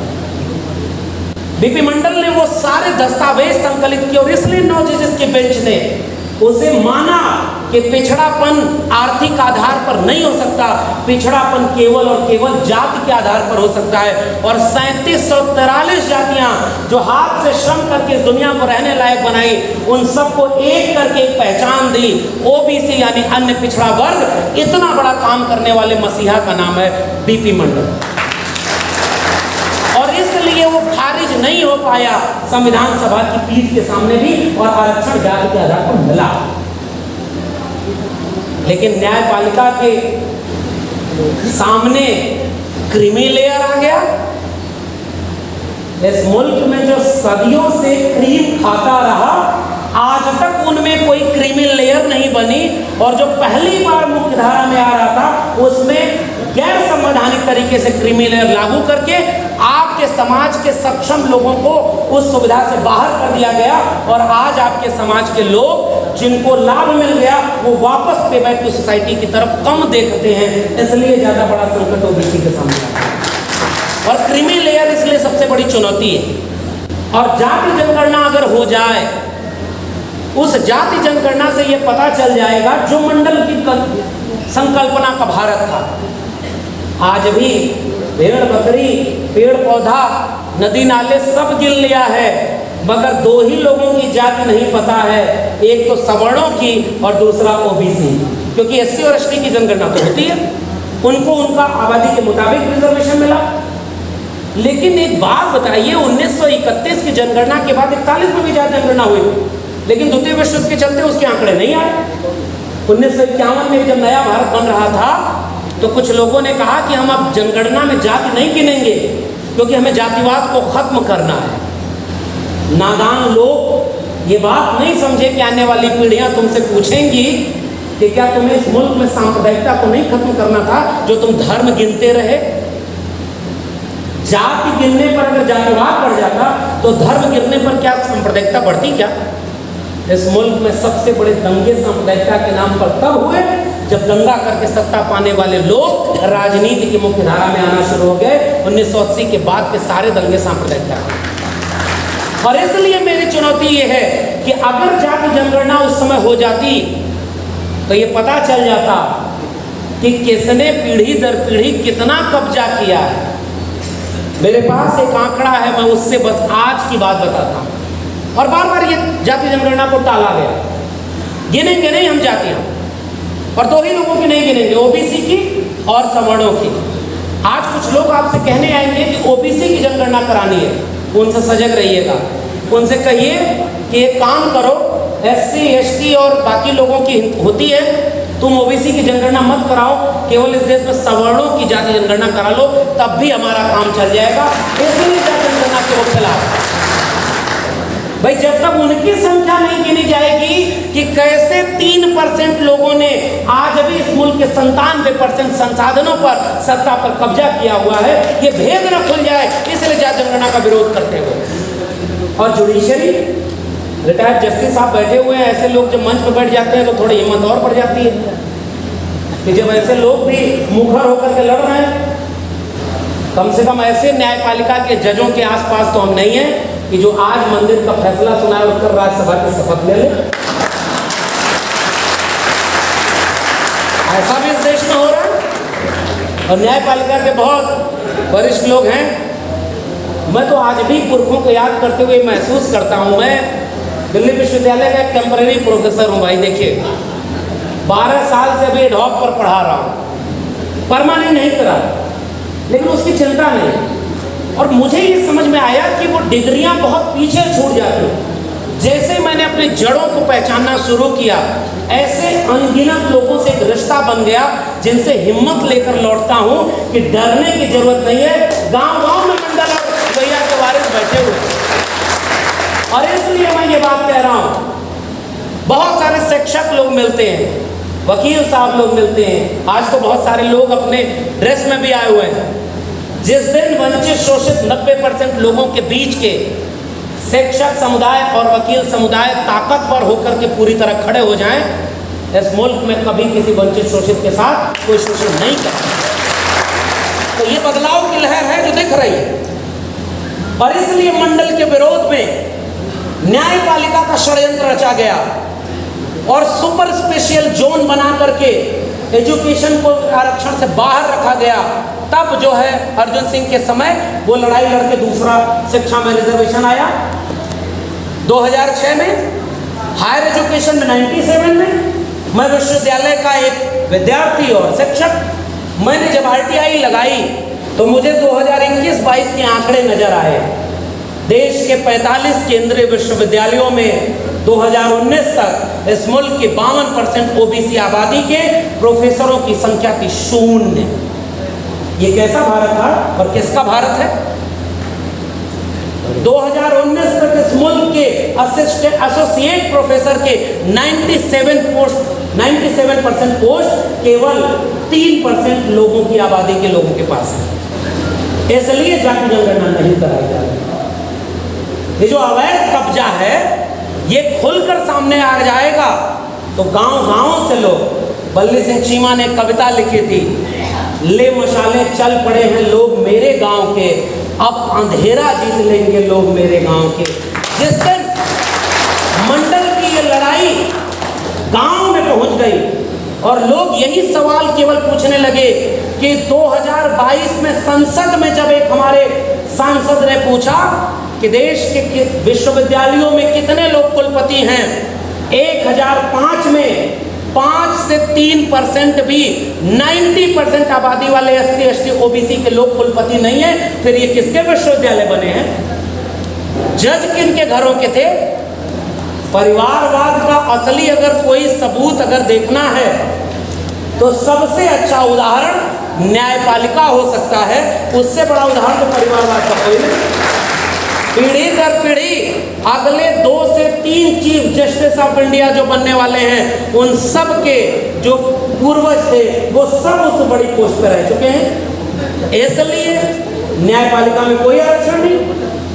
तो जो लड़ाई मंडल की थी, भूमि सुधार की थी, शिक्षा सुधार की थी, प्रमोशन में रिजर्वेशन की थी, वो लड़ाई अधूरी रह गई। वो लड़ाई नहीं होती तो उत्तर भारत में सामाजिक न्याय के कम से कम नाम लेवा ही सही पिछले 30 सालों में सरकारें नहीं बनती। और इस मंच से मैं याद करना चाहता हूं अपनी विरासत को, उस विरासत को जिसमें OBC के ऊपर यह आरोप लगाया जाता है कि OBC के लोगों ने कभी कोई आंदोलन ही नहीं किया, OBC समाज सोया हुआ है। चुटकुला बनाया जाता है OBC ऐसा सोया हुआ शेर है कि यहां से जगाओ तो उधर जाकर सो जाएगा। सच बात है, जिसकी आबादी ज़्यादा हो, जिसकी जिम्मेदारी ज़्यादा हो, उससे शिकायत भी ज़्यादा होती है। उस शिकायत को कबूल करते हुए भी मैं दोनों लोगों के सामने एक बात रखता हूँ कि हमें पढ़ने ही नहीं दिया गया कि ओबीसी समाज के भीतर आंदोलनकारी चेतना क्या थी। मैं हिंदी साहित्य का विद्यार्थी हूँ और तथागत बुद्ध के बाद उस पूरे चारवाक लोकायत दर्शन और नास्तिक अनीश्वरवादी दर्शन में निर्गुण पंथ का वो आंदोलन नजर आता है जिसमें कबीर, रैदास, पलटू दादू, भीखा, बुल्ले शाह, बाबा फरीद नजर आते हैं जो इस सारे कामगार जातियों के थे। और उस विरासत को नारायण गुरु बसवन्ना चोखा मिला और उनसे होते हुए महाराष्ट्र और दक्षिण भारत की जमीन पर क्रांति ज्योति ज्योतिराव फूले, सावित्रीबाई फूले और पेरियार, और उसके बाद उत्तर भारत तक आते आते छत्रपति शाहू जी महाराज और उन सब से होते हुए डॉक्टर राम मनोहर लोहिया और मंडल की लड़ाई आती है। उन सब में 1930 में बना एक संगठन ओबीसी का बिहार में त्रिवेणी संघ, वो सारे ओबीसी के लोग थे जिन्होंने 90% लोगों की लड़ाई लड़ने की बात कही। ये झूठ बोला जाता है कि ओबीसी का कोई सांस्कृतिक आंदोलन नहीं। उसके बाद उसी बिहार से उत्तर प्रदेश का एक रिश्ता बनता है जब इसी महामना रामस्वरूप वर्मा ने अपने अर्जक संघ को स्थापित किया। जितने 90% लोग हैं वो अर्जन करके, अर्जित करके खाते हैं, 10% लोग हैं जो अनर्जक हैं, अर्जकों का शोषण करके खाते हैं। और जब उस लड़ाई को एक किया तो दोनों ने मिलाकर त्रिवेणी संघ, अर्जक संघ से लेकर के समाजवादी आंदोलनों, क्रांतिकारी आंदोलनों का एक पूरा इतिहास बनता है, जिस इतिहास का नारा था, दो बातें हैं मोटी मोटी, हमें चाहिए इज्जत रोटी, मिटे गरीबी और अमीरी, मिटे चाकरी और मजबूरी, तो पुनर्जन्म और भाग्यवाद, इनसे निकला ब्राह्मणवाद। अरे ये 50 साल 80 साल पहले की लड़ाई हमारी है, हमने पहचाना ही नहीं उसे। कैसे डॉक्टर लोहिया ने ये नारा दिया था, सन सोपा ने बांधी गांठ, पिछड़ा पावे 100 में 60, और उस डॉक्टर लोहिया से भी झगड़ा किया था भाई। और हम तो उस विरासत के लोग हैं। अब मैं उस शिकायत वाली जगह पर आ रहा हूँ। तथागत बुद्ध से किसी ने पूछा कि आप अपने आने वाले लोगों के लिए क्या पैगाम देकर जाएंगे, आपका संदेश क्या है? उन्होंने कहा एक ही संदेश है, किसी किताब में लिखा हो तो सच मत मान लेना, कुछ लोग कहते हो तो सच मत मान लेना, बहुत सारे लोग कहते हो तो भी सच मत मान लेना, जो तुम्हें सच लगे उसे ही सच मानना, अपदीपो भाव, वही संदेश उनका था। और आलोचना का इतिहास तो हमारा समाजवादी और सामाजिक न्याय अम्बेडकरवादी आंदोलन का पहले से। डॉक्टर लोहिया से सवाल पूछा था दिल्ली के कॉन्स्टिट्यूशन क्लब में रामस्वरूप वर्मा, जगदेव बाबू और तमाम समाजवादी लोगों ने, आप कहते तो हैं कि पिछड़ा पावे 100 में 60, आप टिकट क्यों नहीं 60 पिछड़ा लोगों को देते? ये डॉक्टर लोहिया से पूछा था, उस डॉक्टर लोहिया से जिसने सदन में खड़े होकर नेहरू के सामने ये कहा था, गरीब देश का अमीर प्रधानमंत्री एक दिन में 25,000 रुपये अपने ऊपर खर्च करता है। इस मुल्क में सबसे अमीर और सबसे गरीब के बीच 1 और 10 के बीच का खाई नहीं होनी चाहिए। इस मुल्क में समता, संपन्नता, सह अस्तित्व की लड़ाई समाजवाद की डॉक्टर लोहिया ने लड़ी। और उस डॉक्टर लोहिया ने जो क्रांति, सप्त क्रांति की बात की थी, उनकी विरासत के लोगों ने उन्हीं से सवाल पूछा कि 100 में 60 टिकट क्यों नहीं दिया भाई? और उसके बाद समाजवाद की एक नई धारा और उस नारे को आगे बढ़ाया कि 100 में 90 शोषित हैं, शोषितों ने ललकारा है, धन धरती और राजपाट में 90 भाग हमारा है। बीपी मंडल उस 90 भाग की लड़ाई लड़ने का काम कर रहे हैं और यहीं से आगे की दिशा है। यहीं से जाति जनगणना के आंदोलन और प्रमोशन में रिजर्वेशन, ये दोनों बहुत छोटे विषय हैं, लड़ाई तो बहुत बड़ी है। और उस लड़ाई में वो जो अर्जक संघ और त्रिवेणी संघ का नारा कि पुनर्जन्म और भाग्यवाद, इनसे निकला ब्राह्मणवाद। ब्राह्मणवाद की क्या पहचान, गिट पिट बोले करे न काम, मानववाद की क्या पहचान, ब्राह्मण भंगी एक समान। जिसमें समता की चाह नहीं वह बढ़िया इंसान नहीं, समता बिना समाज नहीं, बिन समाज जन राज नहीं। जो जमीन को जोते बोए वो जमीन का मालिक होए, राष्ट्रपति हो या भंगी की संतान, सबको शिक्षा एक समान, सबको शिक्षा सबको काम, वरना होगी नींद हराम। शिक्षा पर जो खर्चा हो बजट का 10वां हिस्सा हो, सबको शिक्षा दे न सके जो, वो सरकार निकम्मी है। और जो सरकार निकम्मी है वो सरकार हमारी विरासत वंचित शोषित कमेरा लोगों की विरासत है। उत्तर प्रदेश आंदोलनों की जमीन है। चौधरी छोटू राम के कमेरा शब्द को आगे बढ़ाकर, बाबू जगदेव प्रसाद के श्रमजीवी शब्द को आगे बढ़ाकर यही सोनेलाल पटेल ने नारा दिया कमेरा का, और चौधरी छोटू राम के लड़ाई को आगे बढ़ाया कि ये जंग कमेरा बनाम लुटेरा की है। 90% लोग जो श्रमजीवी हैं वो कमेरा हैं, 10% लुटेरा हैं। आज हम कहाँ खड़े हैं? 90% लोग गुलाम बने हैं और लखनऊ से दिल्ली तक की सत्ता पर उन 10% लोगों का कब्जा हो गया है। उस परिस्थिति में हम बीपी मंडल को याद कर रहे हैं। ये चुनौती हमारे सामने है और इसलिए मैं आखिरी में याद दिलाना चाहता हूं ओबीसी समाज के लोगों, आजकल एक बहस चलाई जा रही है। कुछ लोग जो रेडिकल अम्बेडकराइट बनते हैं वो कहते हैं कि सब शूद्र हैं, और ठीक बात है, लेकिन कौन से वाले शूद्र? मैं सवाल पूछता हूं, एक नया विमर्श इलाहाबाद की बौद्धिक जमीन पर आपके सामने प्रस्तुत कर रहा हूं। नया नहीं है, पुराना है। ज्योतिराव गोविंदराव फूले ने गुलामगिरी में लिखा कि इस देश में जो श्रम करने वाली जातियां थी वो तो इस मुल्क की शासक थी, और खेत से बना छत्रक, छत्रक से बना क्षत्रिय, और उन्होंने कहा कि वो एक कौम जिसके बीच से राजा पैदा हुए। तथागत बुद्ध के विचारों को पूरी दुनिया में फैलाने वाले राजा सम्राट अशोक किस जाति के थे? मौर्य साम्राज्य किसका था? पाल प्रतिहार गुर्जर वंश किसका था? देवगिरी का वंश किसका था? और दलित और आदिवासी जातियों में चलिए गोंडवाना लैंड और भीलवाड़ा किसका था?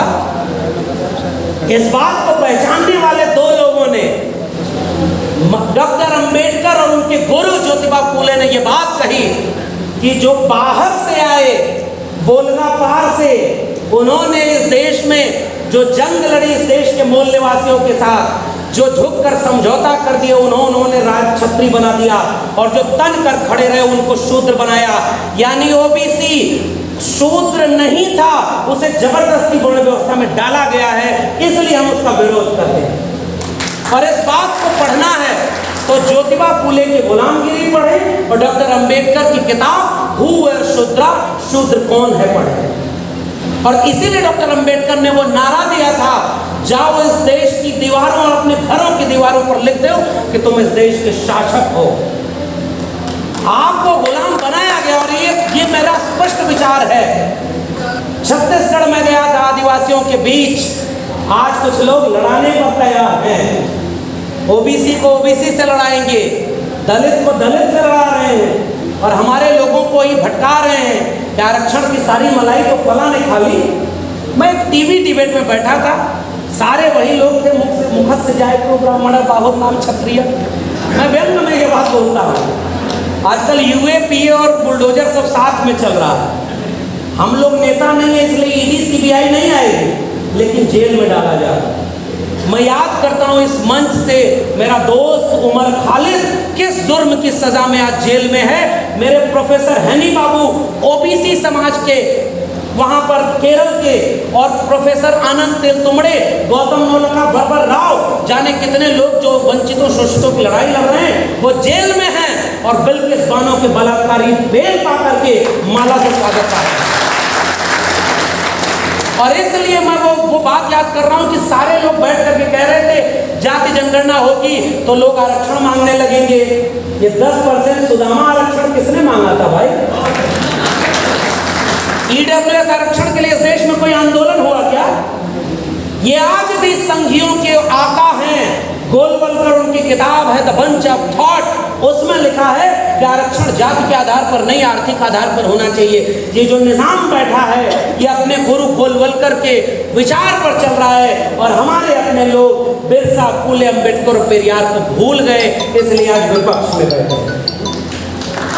और इसलिए मैं ये बात कह रहा हूँ, जब उस पर उन्होंने कहा कि जाति जनगणना हो जाएगी तो आपका तो भेद खुल जाएगा, आपके नाम में यादव लिखा है और लोग जान जाएंगे कि ओबीसी का सबसे ज्यादा मलाई तो यादव ने खाई है, तो आप जाति जनगणना का क्यों समर्थन कर रहे हैं? मैंने उन सारे लोगों को यही पलट के कहा कि इस जाति जनगणना से अगर सबसे ज्यादा नुकसान यादव का है तो एक यादव क्यों कह रहा है कि जाति जनगणना हो?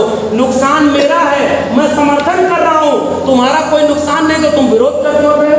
और जाति जनगणना के विरोध में अब तक जितने लेख लिखे गए हैं वो सारे के सारे लेख केवल सवर्णों के लिखे गए हैं। आपसे कोई मतलब नहीं तो आप क्यों विरोध कर रहे हैं? इसलिए जाति जनगणना नहीं होने दी जा रही है। इसलिए आपके प्रमोशन में रिजर्वेशन और किस चीज में आप रिजर्वेशन लेंगे?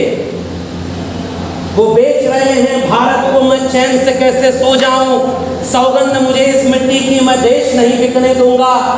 मुख्यमंत्री रहा वो शख्स तो उसे जाति नहीं नजर आई। 14 में जब प्रधानमंत्री बनने आया तो कहा मैं ओबीसी माँ का बेटा हूं। वैसे ही फेक ओबीसी वो है जैसे उसे चाय बेच के कभी किसी ने नहीं देखा, फिर भी वो उसको बेच दिया।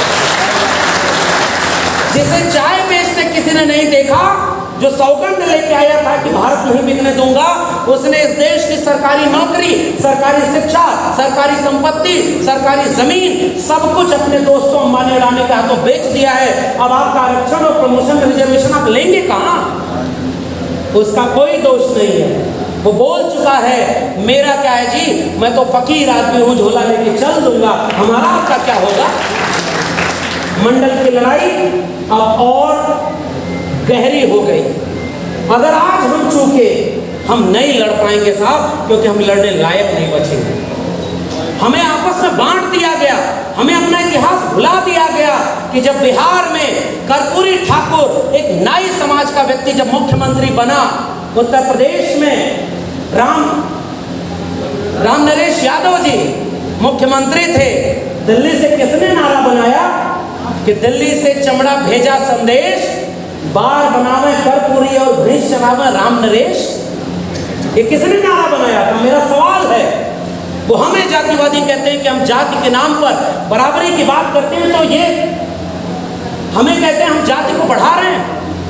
किसने नारा लगाया था आरक्षण कहां से आई और कर्पूरी ठाकुर की मां और बहन को गालियां दी गई? अरे बाकी छोड़िए, जगदेव बाबू को कैसे मारा गया, और तो और विश्वनाथ प्रताप सिंह जब क्रांति करने निकले तो यही राजा मांडा, राजा नहीं फकीर है, देश की तकदीर है, और मंडल लागू कर दिया तो नारा बदल गया, राजा नहीं रंक है, देश का कलंक है। ये कौन सा देश है भाई? लोग कहते हैं कि जिस दिन कोई मरे उस दिन उसकी आलोचना मत करो। विश्वनाथ प्रताप सिंह जिस दिन मरे, बड़े बड़े लेख लिखे गए कि विश्वनाथ प्रताप सिंह ने कैसे इस देश को बर्बाद कर दिया, और उनको गालियां पड़ी थी। कहां गया था वो संस्कार जिसे सनातनी कहते हो? और इसलिए मैं यहां मंडल को याद करते हुए आपके कड़वे इतिहास को याद कर रहा हूं। भूल गए वो लोग जिन्हें उत्तर प्रदेश में सरकार बनी, सरकार चली गई, तब उन्हें याद आया जब गंगा जल से घर जुलवाया जा रहा है तो मीडिया में आप बोल रहे हैं कि मुझे पता ही नहीं था चुनाव पीछे। जातिवाद कैसे किया जाता है ये दलित पिछड़े आदिवासी तो कर ही नहीं सकते।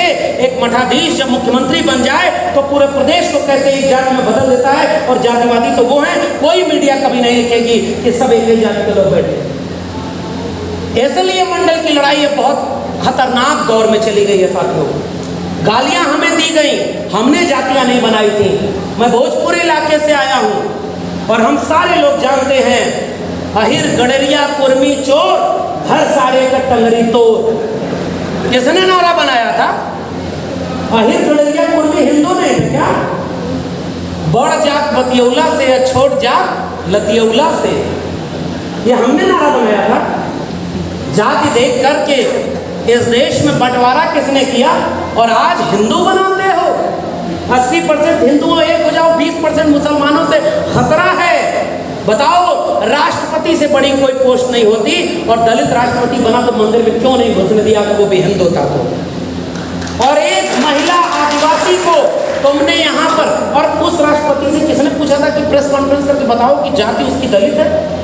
ये जो अभी राष्ट्रपति बनाया वो किसने पूछा था कि किस जाति और किस समुदाय से आती हैं? तुमने प्रेस कॉन्फ्रेंस करके बताया कि 75 साल बाद इस देश में पहली बार हमने एक महिला आदिवासी को राष्ट्रपति बनाया है। और जा करके 4 ऐसे लोग जिनकी कोई डिग्री नहीं है, 2 ही चीज है, फूला हुआ पेट और लंबी शिखा, वो मंत्र पढ़ करके उनको पवित्र कर रहे हैं। वो कौन सा हिंदू है भाई? हिंदू बना रहे हो तो दंगा कराने के लिए, और हम हिंदू बन रहे हैं साहब क्योंकि हमने डॉक्टर राम मनोहर लोहिया और डॉक्टर भीमराव अंबेडकर जो 1956 में मिल करके काम करना चाहते थे, उस सपने को मरता हुआ अपने सामने छोड़ दिया। हम बन रहे हिंदू साहब क्योंकि हमने मंडल की लड़ाई को छोड़ दिया है, और इसलिए वो पूरी विभाजन की रेखा हमारे बीच में बन गई है। और विभाजन की रेखा को अगर मिटाना है, अरे आपको तो सरकार में मिली, बहुत सारे लोग मुझसे कहते हैं कि राजनीति के बिना कोई परिवर्तन नहीं होता, मैं भी मानता हूँ। लालू प्रसाद जब बने तो चरवाहा विद्यालय बना, कर्पूरी ठाकुर बने तो बहुत बिहार का मंत्रिमंडल बदल गया, बहुत सारे ऐसे लोग सदन में बैठ गए जिन्होंने कभी बाहर अपने जिले से कदम नहीं रखा था। हमारे यहाँ हमारे पिताजी के बहुत अच्छे दोस्त, 2-4 मिनट और मैं बात खत्म करूंगा। पिताजी के दोस्त हमारे डॉक्टर वसूल हसन, वो एक किस्सा सुनाते थे, और वो किस्सा एक साहित्यकार ने लिखा भी है कि जब पाकिस्तान बन रहा था तो जाकर उनसे पूछा कि अम्मा अब तो सबको पाकिस्तान भेजा जा रहा है, आप क्या करी हो? उन्होंने कहा अम्मा आज तक तो हम गाजीपुर के आगे बढ़े नहीं, पाकिस्तान क्या खाक जाएंगे? ऐसे मिट्टी में पैदा हुए दफन यहीं हो जाएंगे, न बुलाए किसी के आए थे, न निकाले किसी के जाएंगे। तो बात कहेंगे 370, आप कहेंगे बेरोजगारी 45 साल में ज्यादा, वो कहेंगे मंदिर मस्जिद के नीचे से खोजो मंदिर निकलेगा। और ऐसे दौर में मंडल की लड़ाई कैसे लड़ी जाए, ये मेरे सामने एक चुनौती है साथियों। जाते जाते मुझे एक दिशा नजर आती है, वही अपील और वही गुजारिश करके जा रहा हूं। मेरे सामने ये दिशा नजर आती है, मैं जिस बिरादरी से आता हूं उस बिरादरी की तो पत्रिकाएं निकलती है, मजबूत लोग हैं, सत्ता में रहे, उत्तर प्रदेश बिहार बहुत जगह पर रहे, उनके पैसे वाले भी लोग रहे, संख्या में ज्यादा थे। 1924 में बनी अखिल भारतीय यदुवंशी महासभा, यादव महासभा, बहुत सम्मानित लोग थे, दूरदर्शी थे, और बहुत अच्छे काम भी किए उन सभा के लोगों ने। मगर मैं सोच रहा हूं कि उनके 1 साल बाद 1925 में एक संगठन बना और आज मुल्क पर हुक्मरानी कर रहा है, और हमारे लोग कहां चले गए? ताकतवर जातियों ने अपने संगठन बना लिए। ये मेरी आलोचना है। आहिर महासभा, यादव महासभा, कुर्मी महासभा, कोयरी महासभा बन गई साहब, हलवाई महासभा, और अब तो नई नई पार्टियां बन रही हैं, निषाद पार्टी, राजभर पार्टी बन रही है ना। और उसका सामाजिक न्याय है क्या है? खुद कैबिनेट मंत्री, बेटा एमएलसी, दूसरा बेटा, ये सामाजिक न्याय कभी नहीं हो सकता। डॉक्टर लोहिया की विरासत के लोगों ने गलती की हो, या आज सामाजिक न्याय के नाम पर जो जाति के नाम पर पार्टियां बनी हैं वो गलतियां कर रही हैं, लेकिन हम उनकी आलोचना नहीं कर सकते। हम ताकतवर थे तो हमारी जिम्मेदारी ज्यादा थी, हमने अपनी जिम्मेदारी नहीं निभाई। और ओबीसी की 3743 जातियां साहब, वो कुछ तो इतनी संख्या में कम है कि उनकी लड़ाई लड़ने वाला कोई नहीं है, उनकी एकता कैसे बनेगी? और हम एक कदम पीछे हटना नहीं चाहते, हमने अपनी नाक लंबी कर दी और दिल छोटा कर लिया, इसलिए हम टुकड़ों में बढ़ते चले गए। और अचानक कोई बहरूपिया आकर के आपका वोट ले गया, आज 500 रुपया और 5 किलो अनाज पर ले गया है, अगले चुनाव में 1000 रुपया और 10 किलो अनाज देगा, फिर ईवीएम हैक करेगा, फिर वोटर लिस्ट से नाम हटाएगा, फिर दंगा करवाएगा। हमारे आपके पास उसे रोकने के लिए क्या ताकत है? हम केवल शिकायत करते रहेंगे कि सिस्टम बहुत करप्ट है, खुलेआम कर रहे हैं साहब, बुलडोजर चला दिया घर पर। इसे इलाहाबाद में वो लड़की जो पढ़ती थी दिल्ली में, उसके पिता के नाम पर घर भी नहीं था, घर गिरा दिया। क्या इस देश के बहुजन समाज के लोग मुसलमानों को मारे जाने के समय सामने खड़े हुए? क्या अगर आपके सामने आपकी कमजोर जाति के, और आज तो उत्तर प्रदेश के लोगों, आप हमसे बेहतर जानते हो थाने में किसके लोग जेल में जा रहे हैं, कौन सुनवाई हो रही है, और बारी बारी मारे जा रहे हैं। मंडल की लड़ाई कहां चली गई? इसलिए मेरी गुजारिश है इन हुक्मरानों को जो आज विपक्ष में बैठे हैं, संकेत केवल कर रहा हूं, याद करो रथ यात्रा को रोकने और आतताइयों पर गोली चलाने वाली विरासत तुम्हारी है। दंगाई वक्त में सामने खड़े हो जाओ और कहो कि उत्तर प्रदेश के SC ST OBC हमारे हैं और हम चलेंगे पूरे प्रदेश में। अब वो रथ यात्रा करते हैं, आप पैदल यात्रा करो कि जाति जनगणना कराओ, वरना हम आंदोलन करेंगे। और आप अगर सरकार में ना आ जाओ तो कहो, आपके पास पूरा मैदान खाली है, आप एक हाथ में जय भीम, जय मंडल, अंबेडकर और लोहिया और दूसरे में परशुराम का फरसा, माफ कीजिए, वैचारधारा से समझौता आप कभी सत्ता तक नहीं पहुंचे। अरे मैं कह रहा हूं चलो राजनीति की मजबूरी थी तो फरसा वालों ने कितना वोट दिया ये तो पता करो। CSDS का आंकड़ा बता रहा है 90% ब्राह्मण और 92% क्षत्रियों ने केवल और केवल एक पार्टी को वोट दिया है और आपके लोगों को तो वोट नहीं मिला। आओ वापस लौटो, ये 90% वंचित शोषित कमेरा लोग जिस दिन एक हो जाएंगे, लखनऊ ही नहीं दिल्ली में बैठना और आज घोषणा करो कि 52% आबादी को उत्तर प्रदेश, बिहार और दिल्ली में 52% आरक्षण दे देंगे। देखो आप सरकार में ना आ जाओ तो कहो, अरे 52% आरक्षण देने की घोषणा करो ना भाई। झारखंड के मुख्यमंत्री की सदस्यता चली गई, एक भी ढंग का काम नहीं उस तरह से कर पाए, बहुत किया। मैं कह रहा हूं उनको मौका मिला तो वो मंदिर भी बनवाए, उनको मौका मिला 370 भी हटाए, आपने भी अच्छे काम किए। मैं वो शख्स नहीं हूं कि पिछले 30 साल में मंडल की लड़ाई ने उत्तर प्रदेश और बिहार की सत्ता में कुछ नहीं दिया, ऐसा बिल्कुल नहीं। जब लखनऊ से नोएडा जाता हूं तो हर सामंतवाद, पूंजीवाद की छाती पर चढ़कर बिरसा, फूले, अंबेडकर, पेरियार की मूर्तियां जब खड़ी दिखती हैं तो मुझे आत्मविश्वास मिलता है ये काम किया था उन्होंने। उतनी बड़ी मूर्ति बनवाने वाले लोगों को अपमान नहीं झेलना पड़ा और हमारे लोगों को अपमानित कर दिया। साहब आपने सड़क बनाई, आपने पार्क बनाया, आपने बहुत विकास किया, उसका लाभ लेने वालों ने ही आपको टोटी चोर बना दिया। ये आलोचना है मेरी और मैं केवल ये आलोचना इसलिए कर रहा हूं क्योंकि अब मंडल के दिवस पर मंडल के लिए एक ट्वीट नहीं साहब, उत्तर प्रदेश आंदोलन की जमीन है, सड़क पर उतरिए और 2-3 बात करिए। मंडल की 40 अनुशंसाएं हम लागू कराएंगे, जाति जनगणना हम कराएंगे, 52% लोगों को आरक्षण दिया था आपके पुरखों ने, राम नरेश यादव हो चाहे मुलायम सिंह यादव हो, दोनों ने आरक्षण दिया था। और बिहार में कर्पूरी ठाकुर से लेकर के बाद के लोगों ने आरक्षण दिया। कहां गए वो लालू और कहां गए वो मुलायम जिन्होंने याद किया था। लालू प्रसाद का तेली महासभा का एक भाषण मुझे याद आता है कि जतरा देखती थी माए, हमारे यहाँ पंडा पुरोहित आजकल बताते हैं शिव चर्चा हमारी यादव बस्ती में हो रही है भाई।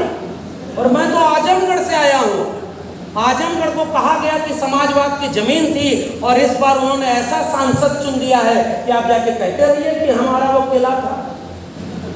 आप सोचेंगे नहीं ठहर करके कि आपके साथ क्या हो रहा है?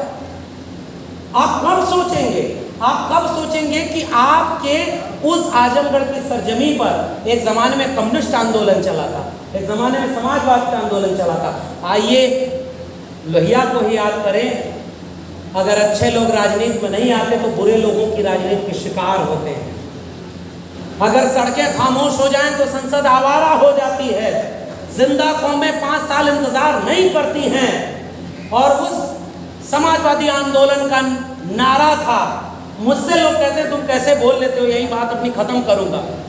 आप लोग हिम्मत देते हैं तो हम बोलते हैं, मगर हमें नहीं पता कि हम कितने दिन बोल पाएंगे। सच बात यह है, मैंने मुझसे लोगों ने कहा कि आप बहुत अच्छा बोलते हैं। मैंने कहा नहीं साहब, जिस बात को बोलने में लोग सब कुछ रहे हैं, डर रहे हैं, हम बस वही बोल देते हैं। और मेरे जैसे लाखों लोग इस देश में हैं, हमसे अच्छा लड़ाई, हमसे बेहतर लड़ाई लड़ रहे हैं, लेकिन हम सब बिखरे हुए हैं। हम जिस दिन एक हो जाएं, और एक होने के लिए मैंने वो सूत्र दिया था, जैसे आदिवासी इलाके में गया और आदिवासियों ने मुझसे कहा हमारा देवी देवता अलग, हमारी पूजा पद्धति अलग, हम प्रकृति के पूजक हैं, हम फसल की पूजा करते हैं, हम पेड़ पौधों की पूजा करते हैं। और कुछ लोग अभी आए हैं, वो कहते हैं कि तुम हिंदू हो। हम कह रहे हैं कि वर्ण व्यवस्था में ही हम तुम्हारे नहीं आते, क्योंकि हम आदिवासी हैं, हम कोई हिंदू नहीं है। वहाँ से मुझे एक सूत्र मिला जिसे मैंने अंबेडकर और फूले से जोड़ा, तो ये समझ में आया कि इस मुल्क की 52% आबादी, जो अब तकरीबन 60% होगी, वो ओबीसी जातियां वर्ण व्यवस्था के फ्रेम में तो फिट ही नहीं है, क्योंकि उन जातियों के पास हर तरह का काम करने वाले लोग हैं। इसलिए अगर कोई शूद्र कहता है तो लोग नाराज होते हैं, ओबीसी के लोग नाराज हो जाएंगे। भाई साहब चलिए गाँव में ईमानदारी से सच बात कहिए। हम कन्विंस लोगों को कन्विंस कर रहे हैं, जो जय भीम बोलता है उसके सामने जय भीम बोलते हैं और खुद को अच्छा लगता है। मैं भी अच्छे अच्छे भाषण दे रहा हूँ, मैं अपने गांव में जाता हूं तो मुझे अफसोस होता है कि ओबीसी और एससी के बीच जो रिश्ता नहीं है वो क्यों नहीं, मगर खुशी होती है कि मेरी पीढ़ी और मेरे आगे की पीढ़ी के नौजवानों ने जो काम किया था अब रिश्ता बन रहा है। अंबेडकर की जयंती ओबीसी भी मना रहा है और इसलिए मैं कह रहा हूं ओबीसी को वर्ण व्यवस्था में फिट किया गया। जब हम वर्ण व्यवस्था को खारिज करते हैं तो जबरदस्ती किसी को शूद्र क्यों बनाना। मैं फिर से कह रहा हूं श्रमजीवी शब्द जगदेव बाबू का, अर्जक संघ का अर्जक शब्द, मेरा शब्द चौधरी छोटू राम सोनेलाल पटेल का, वंचित शोषित वामपंथी समाजवादी आंदोलन का। आइए कोई भी एक शब्द चुन ले, 90% की एका बनाए। जिन जातियों की संख्या ज्यादा है हो सकता है वो जातियां मजबूती से अपने को बचा ले, जिनकी कम है वो क्या मारे जाएंगे। जिनकी संख्या ज्यादा है उनकी जिम्मेदारी ज्यादा है। आइए ओबीसी समाज के ताकतवर लोगों कर्म कांड के विरोध में, वो शिव चर्चा वाली बात यही खत्म कर दूंगा। हमारे गांव में गए, आज से 15 साल पहले 15 लोग सरकारी नौकरी में थे, ज्यादातर ओबीसी हैं। 15 साल पहले 15 लोग सरकारी नौकरी में थे और कांवड़ धोने कोई नहीं जाता था। इस बार 15 साल बाद 0 लोग सरकारी नौकरी में हैं और 15 लोग कांवड़ धोने गए। ये बदलाव आ गया है। मुझे चिंता है कि वो देश लूटकर अपने बच्चों के लिए नई शिक्षा नीति बनाकर प्राइवेट शिक्षा दे रहे हैं और हमारे बच्चों के सरकारी स्कूल, सरकारी विश्वविद्यालय अंबानी और अडानी के हाथों बेच दिए गए हैं। मंडल की लड़ाई, संविधान की लड़ाई यहां जाकर दम तोड़ रही है साथियों। अब बड़ी बड़ी लड़ाई लड़ने की बजाय एक मुद्दे पर, और डीके खापर्डे बामसेव के संयोजक थे, उन्होंने कहा सांप्रदायिक ध्रुवीकरण का जवाब सामाजिक ध्रुवीकरण होता है। जातियों की गोलबंदी और जमात में तब्दील करना, जाति को जमात में तब्दील करें, ओबीसी को एससी के साथ जोड़े, एससी को अपने साथ जोड़े, क्योंकि विभाजन रेखा में सब आप खोजते हो हमसे नीचे कौन है उसका मजाक बनाओ और ओबीसी का मजाक मत बनाना। कल मैं एक कार्यक्रम में अपने जिले में था, एक हमारे मित्र थे, बहुत अच्छा जय भीम बोले। पड़ोसी ने उससे कहा कि साहब ये जय भीम भी बोलते हैं और हनुमान के भक्त भी हैं, कुछ समझाइए इनको। हमने कहा कि देखो अगर ये हनुमान के भक्त ही रह गए होते तो यहाँ न आते। अब दूध में नींबू पड़ गया है, हटना तय है, अपने आप हनुमान बाहर जाएंगे। ओबीसी समाज के लोगों आपस में तराजू लेकर मत घूमना, कौन प्योर अम्बेडकरवादी है कौन प्योर लोहियावादी है। प्रेम से समझाने की जरूरत है, कटार लेकर दौड़ने की जरूरत नहीं कि तुमसे पवित्र और शुद्ध हम हैं। आइए थोड़ा दिल बड़ा करके जोड़े, रिश्ता जोड़े, वरना नहीं बचेंगे। हारने का ये हुनर भी आजमाना चाहिए। जंग अगर भाई से हो तो हार जाना चाहिए। और इसलिए मैं 3 जातियों को नाम लेके कह रहा हूं, अहिर, कुर्मी, कोयरी। ये 3 जातियां अगर मजबूती से मंच लगाओ साहब, अगली बार कार्यक्रम करना, मैं श्रोताओं में बैठा रहूंगा और यहाँ कोई कुम्हार, लुहार, बढ़ई, नाई, मोची, उनके घर के नौजवानों को ले आइए, हम उन्हें आगे करें, हम खुद पीछे रहकर कंधा दें। 90% लोग जिस दिन ये सीख लेंगे तब जाकर के ये काम होगा। और जाते जाते केवल अपील, मुझे पेरियार ललई सिंह यादव याद आ रहे हैं। बलिदान न सिंह का होते सुना, बकरे बलिवेदी पर लाए गए, न काटे टेढ़े पादप गए, सीधों पर आरे चलाए गए। विषधारी को दूध पिलाया गया, केचुए कटिया में फंसाए गए। बलवान का बाल न बांका भया, बलहीन सदा तड़पाए गए। अगर कमजोर बनेंगे तो बारी बारी नंबर आएगा। आज मुसलमान मारा जा रहा है, हमको लगता है हम नहीं बोल रहे, कल हमारे नीचे मारे जाएंगे, दलित मारे जा रहे। इंद्र मेघवाल मारा गया, 3 साल का 8 साल का बच्चा जाति के नाम पर। रोहित वेमुला मारा गया। हमारे लोग मारे जाते रहेंगे, हम बिखरे रहेंगे। नवाज देवबंदी ने लिखा, जलते घर को देखने वालों, फूस का छप्पर आपका है, आग के पीछे तेज हवा है, आगे मुकद्दर आपका है।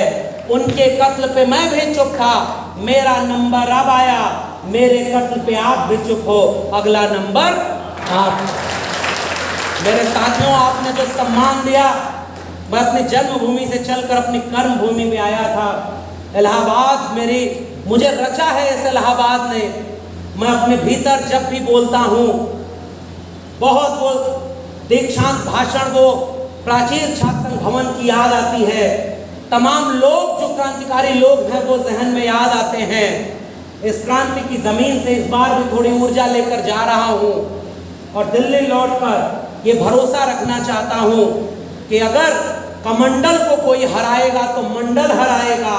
सब फूट कमंडल जाएंगे, हम फिर से मंडल लाएंगे। ये लड़ाई लेकर के हम आपसे हिम्मत लेकर जा रहे हैं, आपसे जज्बा लेकर जा रहे हैं, आपसे ताकत लेकर जा रहे हैं। जालिमों के जुल्म के सामने बिना डरे, जैसे फूले लड़े, जैसे अंबेडकर लड़े, जैसे लोहिया लड़े, जैसे कांशीराम लड़े, जैसे मंडल लड़े, जैसे कबीर रैदास लड़े, जैसे तथागत बुद्ध लड़े, हम सब मिलकर वो लड़ाई लड़ते रहेंगे। आपने मुझे बोलने का मौका दिया, बहुत बहुत धन्यवाद। जय भीम, जय मंडल, संविधान जिंदाबाद, इंकलाब जिंदाबाद, इंकलाब जिंदाबाद।